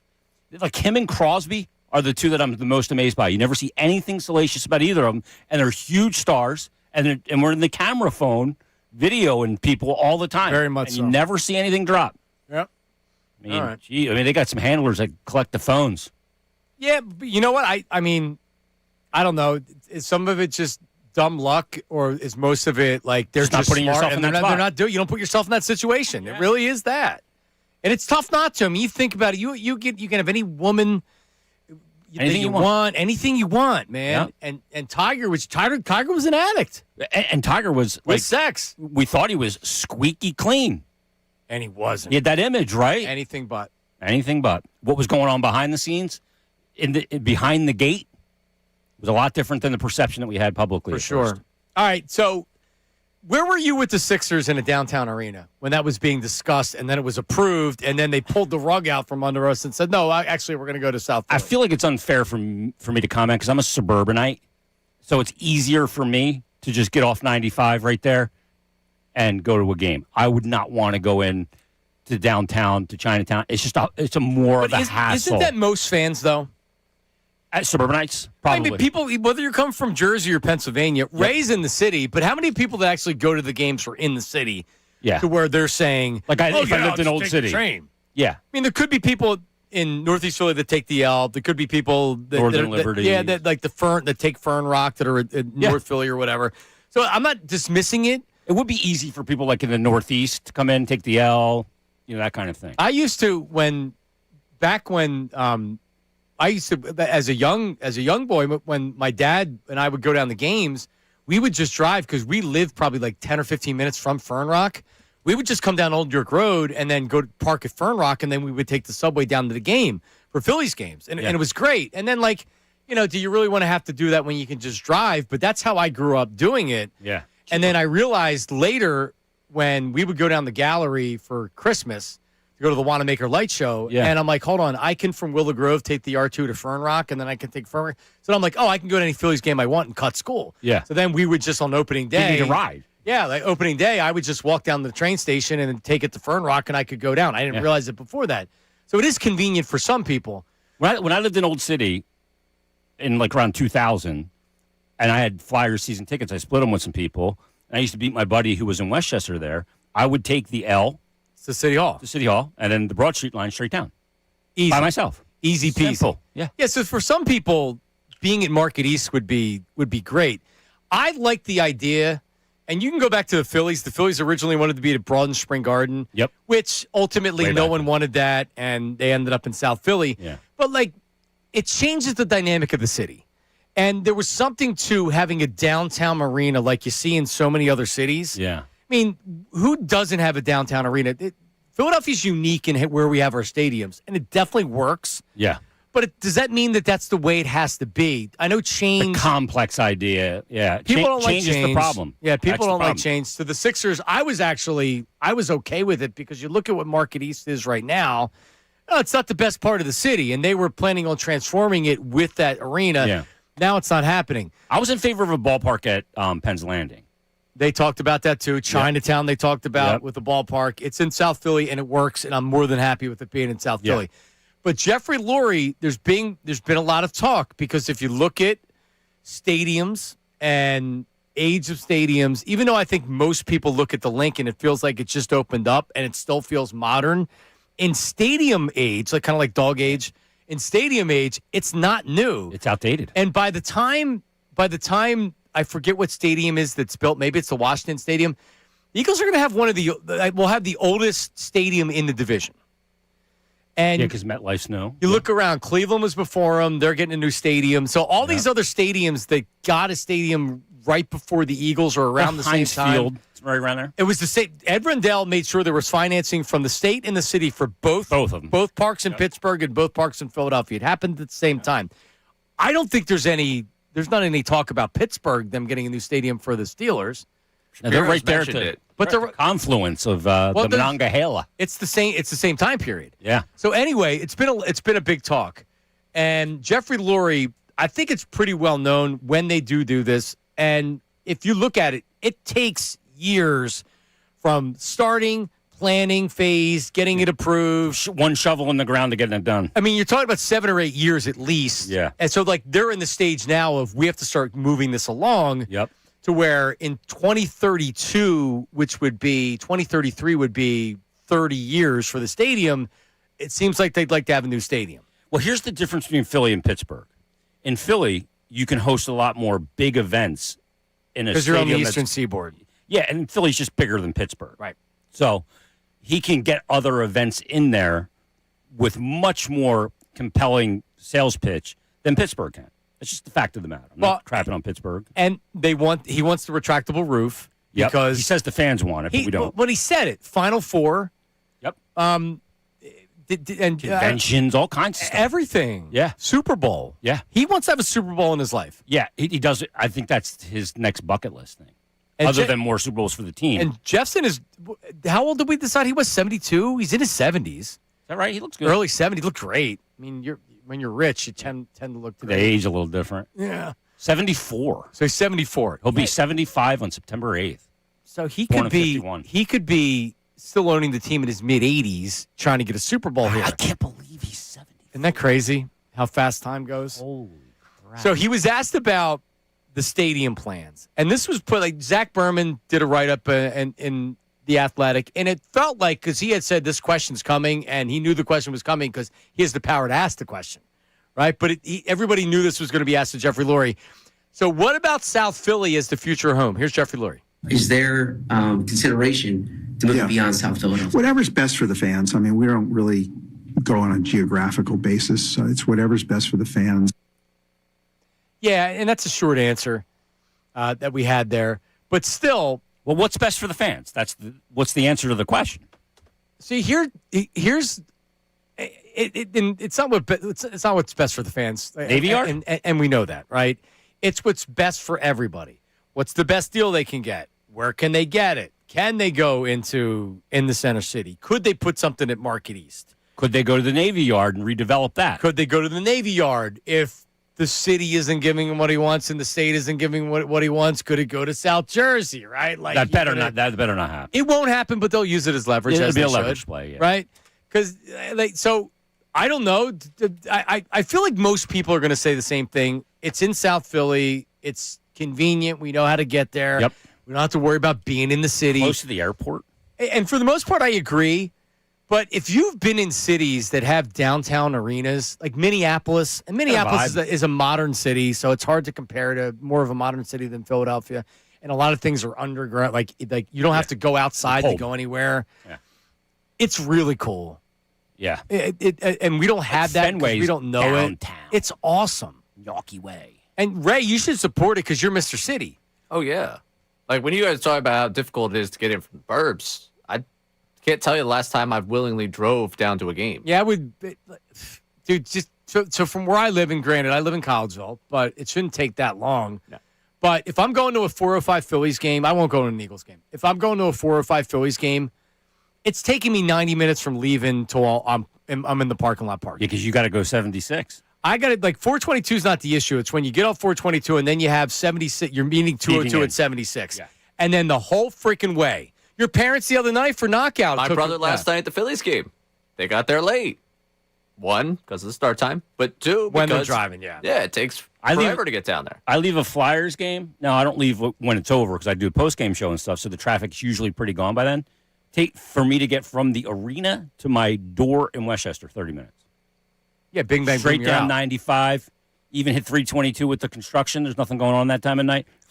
Yeah, Right I home. mean, it's just a case of Wawa stopped the boot. The Sixers and the Flyers. It just whatever in the Phillies, whatever time it is to get out of the parking lot, and then it's just then you're good. Then as long as you're not running in. They construction on 76. It killed me one time, but it's just getting out of the parking lot. Yeah. It is so hard to get out of the Eagles parking lot. You're literally like, if I was to leave 2 an hours. Eagles game, and this is what I used to do and I hate it, is I'm so worried about getting out. It's like, okay, what's a good time to leave? Can't enjoy it. And then you're sprinting to get to your car so you can try to get out. I don't want to view games like that. Yeah. I don't. It's too much anxiety for me. It is. You don't When I enjoy can be sitting yourself. on my couch and Well, and that's the other thing. So I don't really think.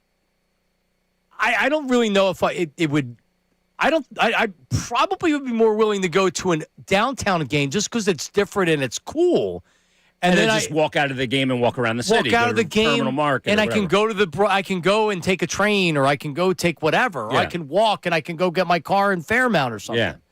I don't know, but the idea of a downtown stadium is great. Logistically, is it good? Or I think it's great for the city. Leave the game, head over to the Standard Tap for one, and maybe a bite.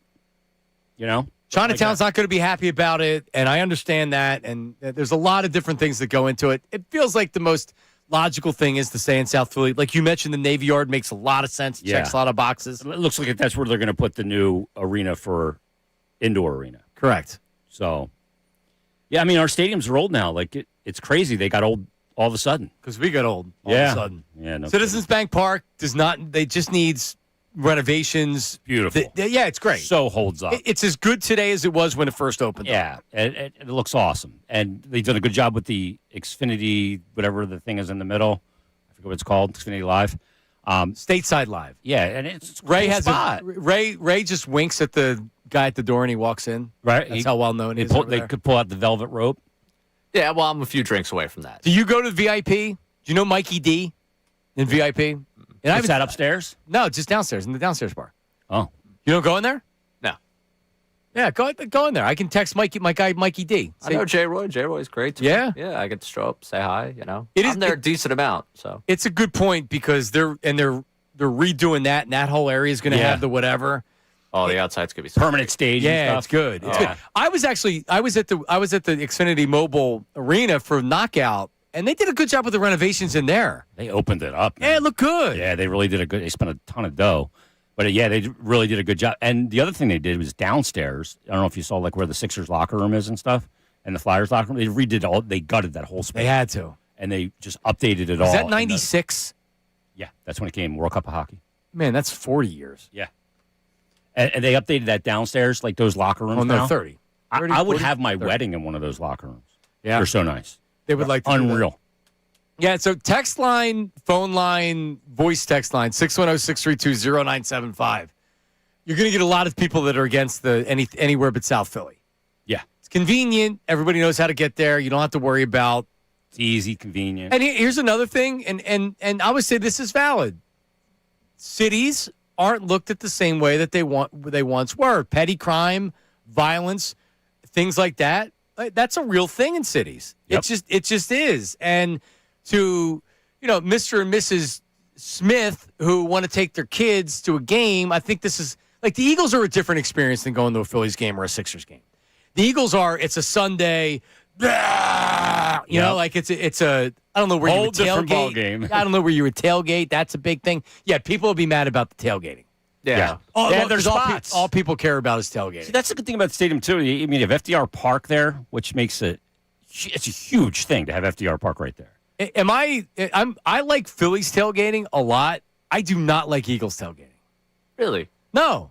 Because there's fights every time. People are too drunk. Yeah, it's not for me. Phillies tailgating is fun. It's fun. People are playing games. The weather's warm outside. You can still have fun, drink, flip cup, cornhole, whatever. Eagles tailgates, I'm just telling you, I can't remember a game that I went to or I used to broadcast before the nationally televised games down there. I would go to leave because I didn't want to stay. There'd be fights in the parking lot every time. Yeah. Fist fights. I'm not into that. I'd rather watch football at home in HD in the comfort of my own house and get the replays and everything. Like, I just don't enjoy it going down there for those games. I feel like I don't watch the game as well. Correct. I feel disconnected to it a little bit. I don't love the large crowds anymore. I would rather watch at home. Yeah, like a college football game, I would like go to one. Agreed. It's because of it's the atmosphere. Yeah, you're going for the atmosphere and you're going for the whole experience. Yep. Eagles games are like people that go down the Eagles games, the season ticket holders. That is their life from September until the season is over. Yep. That is their life from the people that come to their tailgates, from the people in their section, Thousands everything of else. dollars on food. It's like family. Yeah. Down there for them. And it's not something it's had season tickets in the vet. And then when they moved to the link, I was living in Hawaii and it's like, hey, give us however much money for the season tickets. They actually didn't get seat licenses, but I was just, I don't have any money. I'm living in Hawaii going to college. I'm like, no, just give it to your brother. It was one seat. There's a bunch of guys that had a bunch of seats. I'm like, well, just give it to your brother. I haven't looked back since, but no, I don't know. I believe it's going to be either in South Philly or the Navy Yard or something like that. You don't think move to the Northeast? No shot. No. Is that something being talked about? I'm just wondering. I want to drive Roosevelt Boulevard. I'm not telling you it's something I want to do. I would prefer it stays down. I think most people would. Yeah, I'm in South Philly, or I'm not in South Philly, but I'm in Philly. Very easy for me to get to South Philly. Like I played on being in Philly for a while, so I'm cool with it going there. Public transportation can get you to South Philly relatively easy if you want to take it. Most people don't want to take it, though. They're overwhelmed by it.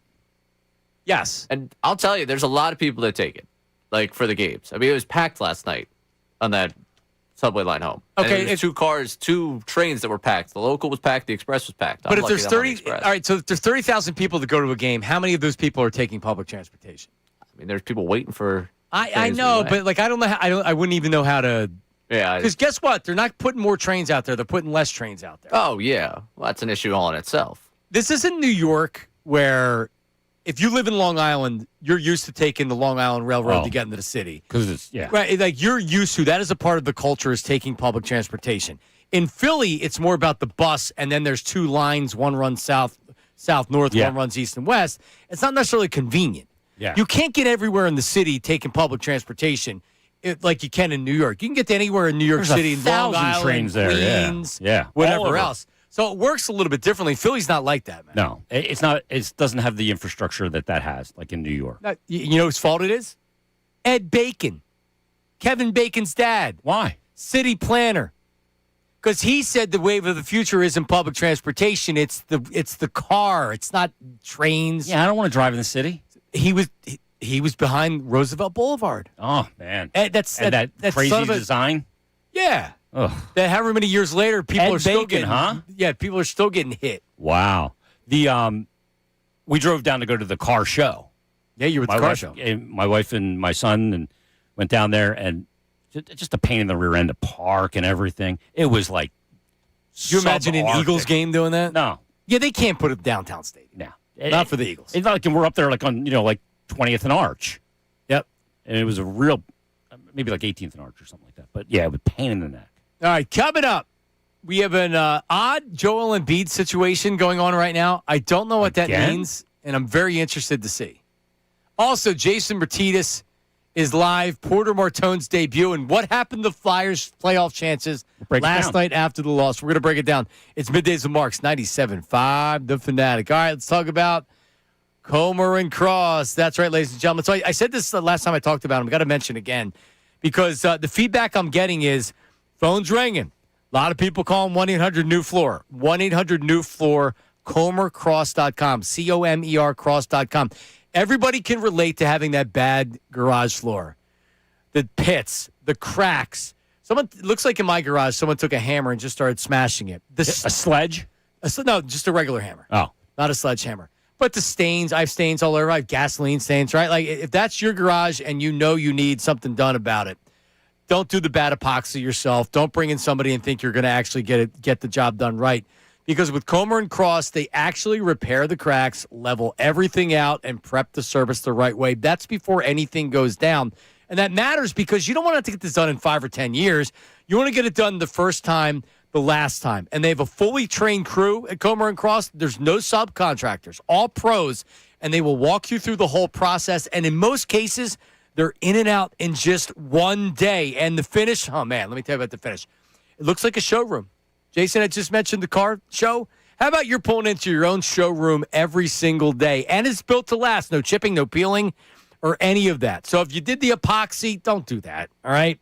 This is the company to turn to. If your garage floor has seen better days, this is definitely worth checking out.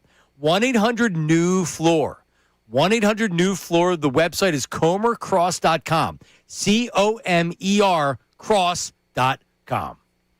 Now on 97.5 The Fanatic Sports Update. Offense at a crossroads. Tom Brady done with this Fanatic Sports Update. Earlier today, ESPN released a story on the 2025 Eagles offense and Jalen Hurts' role in its struggles. It was co-authored by both Tim McManus and Jeremy Fowler. Fowler joined us earlier on the show to talk about the Eagles offense and where it goes from here. If you didn't want to run some of the motions and shifts or under center stuff before, you got to get on board now. And I do think he has responded to that so far. It's early, but it seems like the early returns are good. You can listen to our entire conversation with Jeremy Fowler on our website or the Fanatic app. Elsewhere in Philadelphia sports, last night the Flyers lost 6-4 to the Capitals. Porter Martone made his debut, got about 17 minutes of ice time, but with the Flyers' loss, they actually did not lose any ground in the playoff chase because everyone had them also falling last night, still 2 points out of a playoff spot. 76ers have the Wizards tonight at 7 o'clock. Joel Embiid listed as out for tonight's game with an illness. You can listen to the game right here on the Fanatic as the Sixers look to bounce back from their loss on Monday night. This update is brought to you by Positive Coaching Alliance. Questions about youth or high school sports? Positive Coaching Alliance can help. PCA, a national nonprofit, develops better athletes, better people through sports. Info at positivecoach.org. I'm Ray Dunn, your home for the Sixers, Flyers, and the Union. 97.5 The Fanatic, the Fanatic app.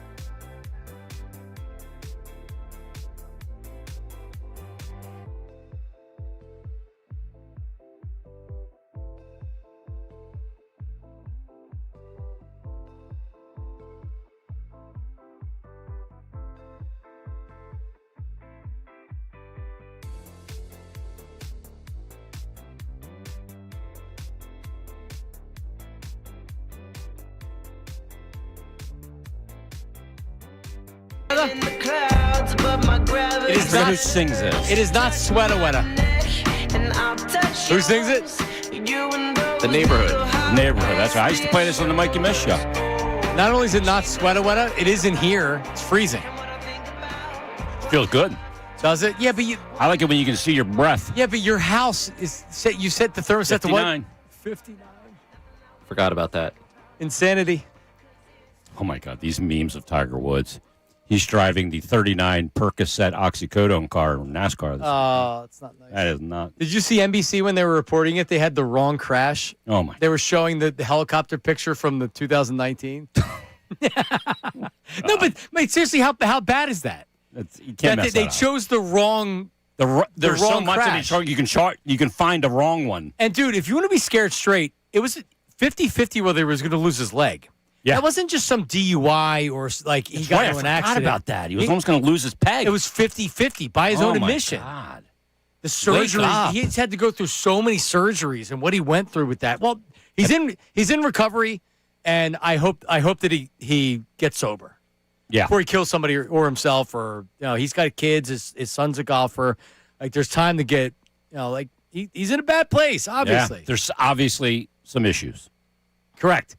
I don't know what the Joel Embiid situation is, so you're going to have to tell me. Enlighten me. Does he have a cold? All right, the sniffles? So Joel Embiid was ruled out today with an illness. This is following yesterday where he had said that he was dealing with something, or I guess maybe post-game Monday night where he said he was dealing with an illness in that Miami game. Now, within the last half hour, we've gotten Joel Embiid chiming in on his illness. Quote tweeting Kai Carlin's tweet about him being out saying, "Must be April Fool's joke," with 4 question marks. "Played against Miami in the same conditions, and I'm planning to play tonight. Hashtag sweat it out." Oh. He is still listed as out. He's still listed as out. But this is controversy. And for gambling purposes, they need to clarify the situation. Yeah. Yes. And if they deem you out, are you allowed to? He's allowed to play because remember earlier this year they got fined when he was listed as out and then ended up playing. But he'll get fined again. Probably. Oh, this is a controversy. All right. So what? Like, I want to get to the Flyers here. It always gets back to the stuff with Embiid. I'm in here with a half a gut, and this guy can't play through a sniffles. No, but like, is this where the Sixers were like, no, we want you to sit, and he's being defiant? They've enabled this guy 6 ways to Sunday. I know they have. I mean, come on. And I'm so freaking tired of this dude. Yeah. I'm just tired. I am too. Like, ugh. I am too. And then they go on a little bit of a run, and they look great, and you remember how talented he is, and you say, and how like, freaky he is, right? Unbelievable. Like the dude at his size to do what he did. It's a freak show. So frustrating. And then you just can't depend on it. The last couple minutes against Miami, he was bad Joel Embiid. He's flopping all over the place. Yep. He's trying to get drawn fouls. He's running down the court. Ended up. It's so irritating, man. It is. All right, let's talk about more positive things. Porter Martone. Jason, last night made his debut, 19 years old. Flyers end up losing the game, but overall. So here's my question. Who's the comp? Who should I expect Porter Martone to turn into? Somebody that I would know who it is. I mean, like, best case scenario. You're looking at a top line winger, right winger, with size, meanness, good shot, decent playmaker. A Bobby Clark, North American power forward? No, I'm talking more Johnny modern LeClaire? day. Let's go to Matthew Tkachuk. Okay. Oh, yeah. Or a guy who's been in the league for like 200 years, Corey Perry. Was drafted actually in 2003. Legendary draft. Wow. It's still playing. But a guy that's going to irritate the living hell out of the opponents. A little bit dirty. Like that. Physical. But can score. Got a good release. Got 5 shots on the goal last night in the game. I think he looked. Washington came out last night and clearly wanted to play very physical with Tom Wilson, and Ovechkin still plays very physical. He's 240 pounds. And he was no shrinking violet. That's the kind of game. Didn't look out of place? Nope, which is good because that's what playoff hockey is. And you don't want to build just a team of guys that are going to be a wagon in the regular season, outscoring teams 6-3 all the time, because that's not playoff hockey. Right. You won't have success. He's a guy that will be built for the playoffs. And God willing, this year. So everything happened last night that the Flyers could have asked for except for them winning. Right. So it was basically a mulligan night, but you're out of mulligans. So you feel great about him going I really do. Yeah, I'm excited about him as a player. I mean, he's not going to be a savior. He's not a Lindros. He's not that. It's going to take time. You don't just jump into this NHL and dominate. What's the floor and what's the ceiling? Give me like goals and assists. I mean, if I look at a guy like Matthew Tkachuk, let me bring up Tkachuk's like point. But is he a 35 goal type player? Should be. Okay. Yep. Like that's probably the ceiling. Yeah, I mean, he may be a guy that can get to 40 at some point. Okay. I'll bring up Tkachuk's number. But that's an all-star level. Oh yeah, player. Yeah. He's got that level of player. Like Tkachuk in his best years. I mean, Tkachuk had 40 goal seasons. Okay. Yeah, 42, 104 points. Like that's what you're looking at. And the guy that like Tkachuk, his point totals are great, but he brings so much more to the equation of just bringing everybody into the battle. I'm tired of everybody saying he drags everybody into the fight, but that's the kind of player he is. Like he'll in World Juniors and in college, he taunts the other bench after he scores a goal. So he's a real agitator. He's a real pain in the ass. I love it. Yeah, you'll like him. Good. Yeah, he took his rookie lap last night. You take that rookie lap, and I wasn't there, but I'm doing the pregame show, and I asked the guy, Brian Smith, who was there, I said, did he take it without the bucket, with no helmet on? Took it without the bucket. When do you do that? Prior to the game or? Pregame warm-up. Pregame warm-up. Yeah, he let him out first. He does a couple of laps. Then he go over, you get the bucket on, you do the warm-up. I see. Right? Did you know about that? Yeah, you got to let the hair flow. Lap? Yeah, I did not know I didn't know that. when it happens. I knew they did it. Oh, okay. I go rookie lap as a goalie with no mask. Really? That's what I'd do. All right. Yeah. All right, so that's good news. They did lose last night. Yeah, it was a back-and-forth game. I didn't think Vladar was very good last night. They tried fighting back. I know I was back and forth with the Phillies. What does this mean for their playoff chances? Well, it basically scratched last night because all the teams that they needed to lose lost, and they lost. So no ground made up, nothing changed. But they could have made up. I mean, that would have been a missed opportunity, yeah. But you're back at it tomorrow. Huge game tomorrow night against the Detroit Red Wings, who they're battling with. And they just beat them up in Detroit, 5-3, right? Yeah. So you got that game tomorrow, then the Island on Friday, and then back here at Xfinity Mobile Easter Sunday at 3:30 against the Bruins. So they're still just get to 98 points, and if you don't make it getting 98 points, I don't know what to tell you. Yeah, I mean, why is it? How can a team not make the playoffs get 98 points? It's crazy. I was looking at how many games over 500 they were, and I guess because of overtime wins and things like that, it changed it. But you look at the NBA. You know, there's teams that make the playoffs routinely every year. That in the East sometimes they're under 500. Yeah. I mean, if they were in the Pacific Division, they'd be in second place and out of first by 1. Wow, that's crazy. Yep, they have more points than the Edmonton Oilers, who went to the last 2 Stanley Cup Finals and have Connor McDavid and Leon Draisaitl. More points than John Tortorella's Vegas Golden Knights. How about John Tortorella getting another job? With 8 games left. He got blown out of here with 9 games left, and he got hired there with 8 games left. Bruce Cassidy, how many years ago did they win the Cup? 3 years ago. God, it's crazy to think in hockey how just like once, man, once guys stop listening. He's a pain in the ass, man. Is he? Oh. A tyrant? He just coach is hard. Right. And that's only going to last so long. Well, I mean, they didn't get no Shrinking Violet and Torts. No, they didn't. No, he's going in there to coach the mind, though. He's not coaching systems. So, just as good far, job for him. Just I'm happy for him. Just as far as playoffs go, as a Flyer fan, you feel like you like the fact that you have a shot. Yeah. Down the stretch. I think it's important. I'd love for them to get in because I think it'd be great experience for a lot of these young guys that have never played in playoffs. Oh. Cam York, Jamie Drysdale, Barkey, Bump, all these guys. I think it'd be great for them to see what that feels like. Playoff hockey. Because it's a whole different ballgame. Well, I mean, I selfishly want it. Yeah. Fans want it. I mean, damn it. We haven't had a home playoff series for the Flyers here since 2018. They made the playoffs in 2020, but it was the bubble. Yeah. So we haven't gone to hockey games in shorts for the playoffs since 2018. That's freaking 8 years. But did they win They did win a round. They won a round then? Yeah. They ended up losing in 7 in the second round to the Islanders. In 18? Yeah. No, 20. In 18, they lost in the first round. Okay. So, but they're fun again, man. They're fun again. Yeah, they are. And they're on the move, and they're going to make big moves in the summer. And I haven't heard a lot of Michkov talk recently. He's only scored 1 goal in his last 15. He's got a bunch of assists. He's just not going to catch up on that conditioning thing. Even the Olympic break didn't. I was just going to say, I haven't heard You just don't catch up on it, man. Right, more conditioning time. Look, I think the kid's going to be fine. He's going to be fine. This is going to be. It's a sophomore slump. It happens. This is the best league in the world, and it's as unforgiving as it gets. Yeah. So nobody's going to throw you a life preserver when you're in the ocean drowning. They'll throw you a manhole cover. Coming up, YouTube chat recap. We'll go over the text line as well. That's coming up next. Middays, the Marks.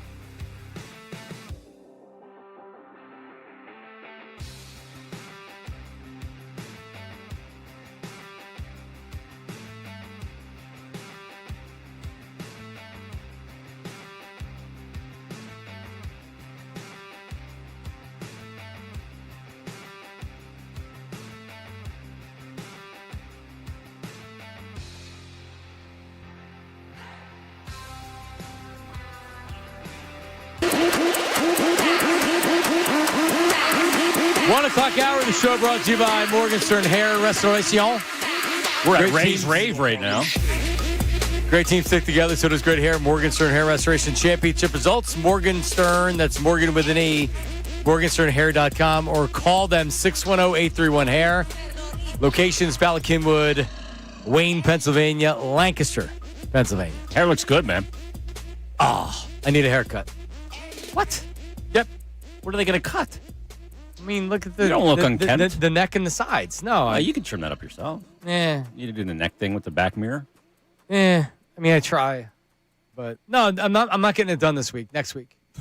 Typically, I would go before Easter, but I'm not going to. I'm thinking about doing something drastic. Really short and the beard gone. Really? Yeah. Don't do it. Need something different. Don't Why do not, it. Ray? Don't do it. Beard gone, short, not shaved head. Just go like really handlebar mustache. No. Like the Bella. I've had a beard for 20 straight years without shaving it. I shaved mine once. Yeah, it was an NBC 10 was out there waiting for you. Yeah. That's exactly right. They're waiting for speech for us. I had a monster beard then, too. Like Did you shave it for that reason? Yeah. So you wouldn't be noticed? So I wouldn't be recognized. And you walked right past the NBC 10 reporter How you doing? who was outside waiting for you. Yeah, waiting for me. Because of the Dwayne from Speechboro story? Yeah. Like, how you doing, man? Good, man. Going to get my Conkerville Nissan now. See you later. You're one hell of an investigative journalist. You're funny. You are funny. What do we have here? Oh, the Fanatic deal of the week, the Museum of the American Revolution. Are you a museum guy? I do like a museum. I do, too. Fanatic deal of the week. Check it out. 975thefanatic.com/deals. $25, 2 tickets. That's it. American Revolution, everything they have, the exhibits, George Washington's original war tent. Experience the stories that build a nation. Part of that Revolutionary War was right down where I used to live. We used to live on historic ground.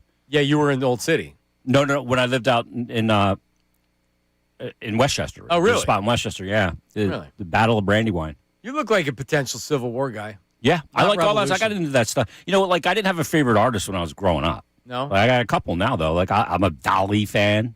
I like Salvador H.R. Dali. Giger's my favorite. Now, did you have a favorite battle in any of the wars? The Battle of the Bulge. I mean, what do you mean? What was her name? What was her name again? Marianne, I believe. Marianne.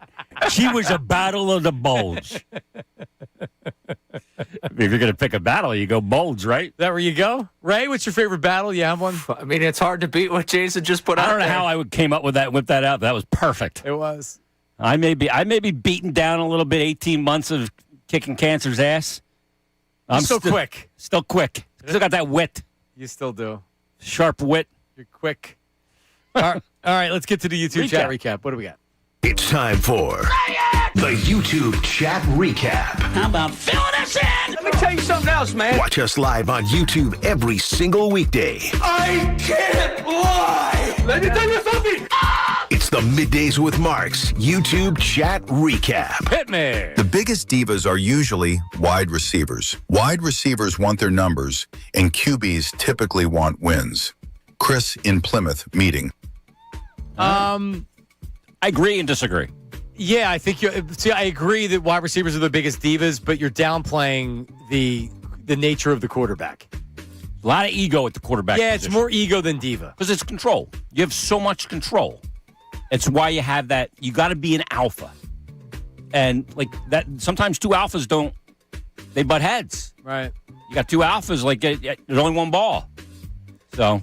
Yeah, the one, I mean, just going through the story, it did say that, even Jeremy Fowler said it, there's not thought to be one incident that blew up between Jalen Hurts and A.J. Brown. It was just a progression of, like, he was obviously rubbing them the wrong way, and there was stuff that was going on with the offense. But by all indications, they were good by the end of last year. Yeah. Good enough not to be asked to be traded? I guess not that good. We can't point to, go, that's it. That's the altercation. Right. And that's the one thing about this whole thing. Like when we say Fowler says that he's open to change, if your top wide receiver still wants out, how open does he believe he'll be to change?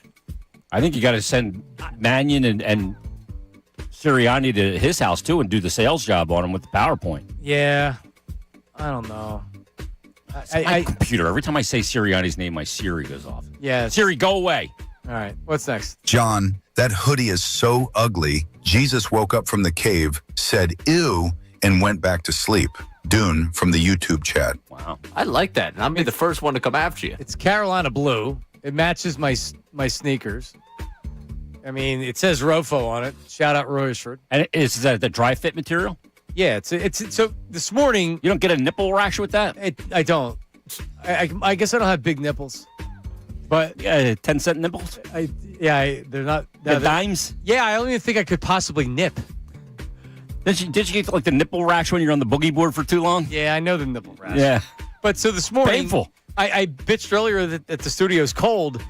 If it's warm, even when it's warm outside, if you come in short sleeves or a t-shirt, it's cold in here. Yeah. So so I wanted a light fitting hoodie where when I go outside, coming up here in a little bit, I'm going to be fine. You know what I mean? Yeah, you just pull the sleeves up, you'll be good. Right. So that's what I want from me.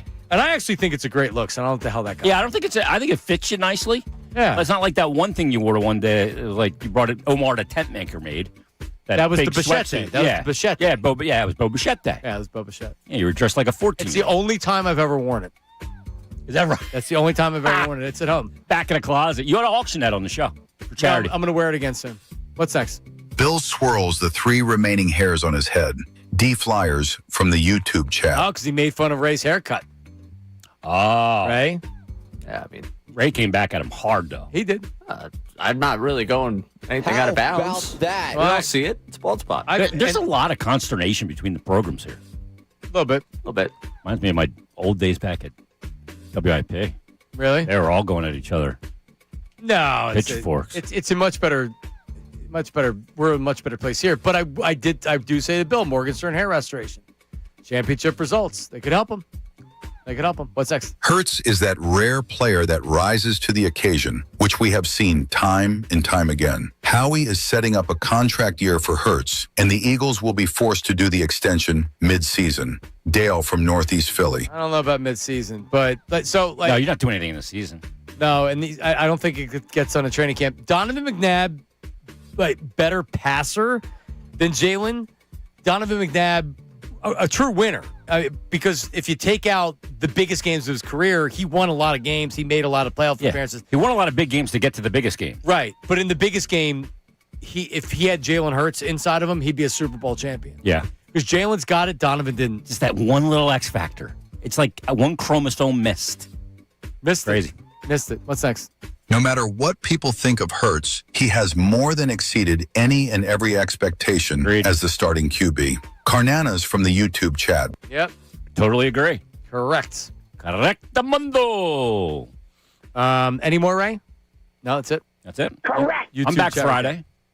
You are. I'm back with you on Friday. You got to wear your that sweatsuit on Friday. You want me to? Yeah. I'll wear it Friday. I'll come in. I'll wear something hideous too. Maybe I'll wear my Phoenix Coyotes. That's a bad jersey. Kachuk jersey. Oh, that's a bad jersey. It's the old man though. That's a Walt Kachuk jersey. The dad. The dad? Yeah.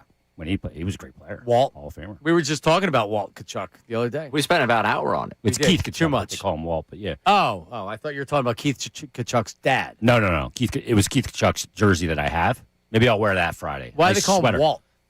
It's the whole story about Walt Kachuk. Oh, yeah, I'm not interested. It's way too. I just call it Mister. I played against him as a kid. Huh? I played against him as a kid. Where? Kachuk in the Boston Metropolitan League. You rung me up. Oh, so you went up there to play? Yeah, I played for a team in that league in the summer. You did? Yeah. Hold on a second. Did you know that he's a pedigreed hockey goalie that used to play in the Boston League? What was it called? Summer League. It was called the Boston Metropolitan League. Oh, I never heard that before. I didn't know that you were playing in Metropolitan Summer Leagues. Nah, we had a good team. We had a few guys that played in the NHL on that team. The Ferraro twins. Really? Who went to University of Maine, won a national championship with Paul Correa. Yeah. No way. Yeah. That's what I'm talking about. We had a squad, man. All right. Really good club? Good club. Probably a really good club. Probably a really good club. Or a deep team. Deep team. Was it a deep team? It was. Okay. And Ray said, how about that? Yep. All right, go to the Phillies today. Ray, you going? Keep her going. No, I got some things I got to do after the show. So you do? Yeah. Well, what do you got to do? Do a Quizzo for the first time at a country club tomorrow night. I got to go over and make sure everything's set up. Oh, do you have to bring your own equipment? No, I had that panic attack 10 o'clock last night. Like, I don't think they're expecting me to bring my own stuff, but because then you would have been unable to. Well, then I would have started scrambling. I think I know enough people where I would have been able to cobble together something. Okay. But I could use 24 hours instead of like So 2. what are you going to set up? I'm just going to see what like the setup is. Oh, what's the country called? 1912. Oh, Harry's. Oh, look at you. Nice. I probably should have texted Harry. I thought that was his club. I'm going to have to warn him that you'll be there. I mean, he'll be in the bag. We got a really good I don't even know. Is he in town? Harry's Yeah, he's in town. I talked to him yesterday. Go ahead. Take it over. You're the boss. All right. Now, do you use ChatGPT to do? No? No, because then I got to double check ChatGPT and Right, but at least it gives you the basis for questions. Yeah, back when I used to do Quizzo, it would take me so long to do it. I just think up a theme, Tighten it up. start working within that theme. Okay. Narrows down where you could go. All right. Yeah. It's a lot of work. All right. Yeah. Take you an hour? Probably. 2? Yeah, I got time tonight. I got nothing going on. All right. No one cares. All right. What time's am I out here? You don't have it. You can just verbally tell me. It's probably coming up next because coming up next. 155.08. All right, coming up next. Oh man, Ricky Metallico, Bill Calarulo, not Colarulo, Calarulo. They're going to take you through the afternoon. Their thoughts on the Eagles piece and a lot more. We'll talk to you soon.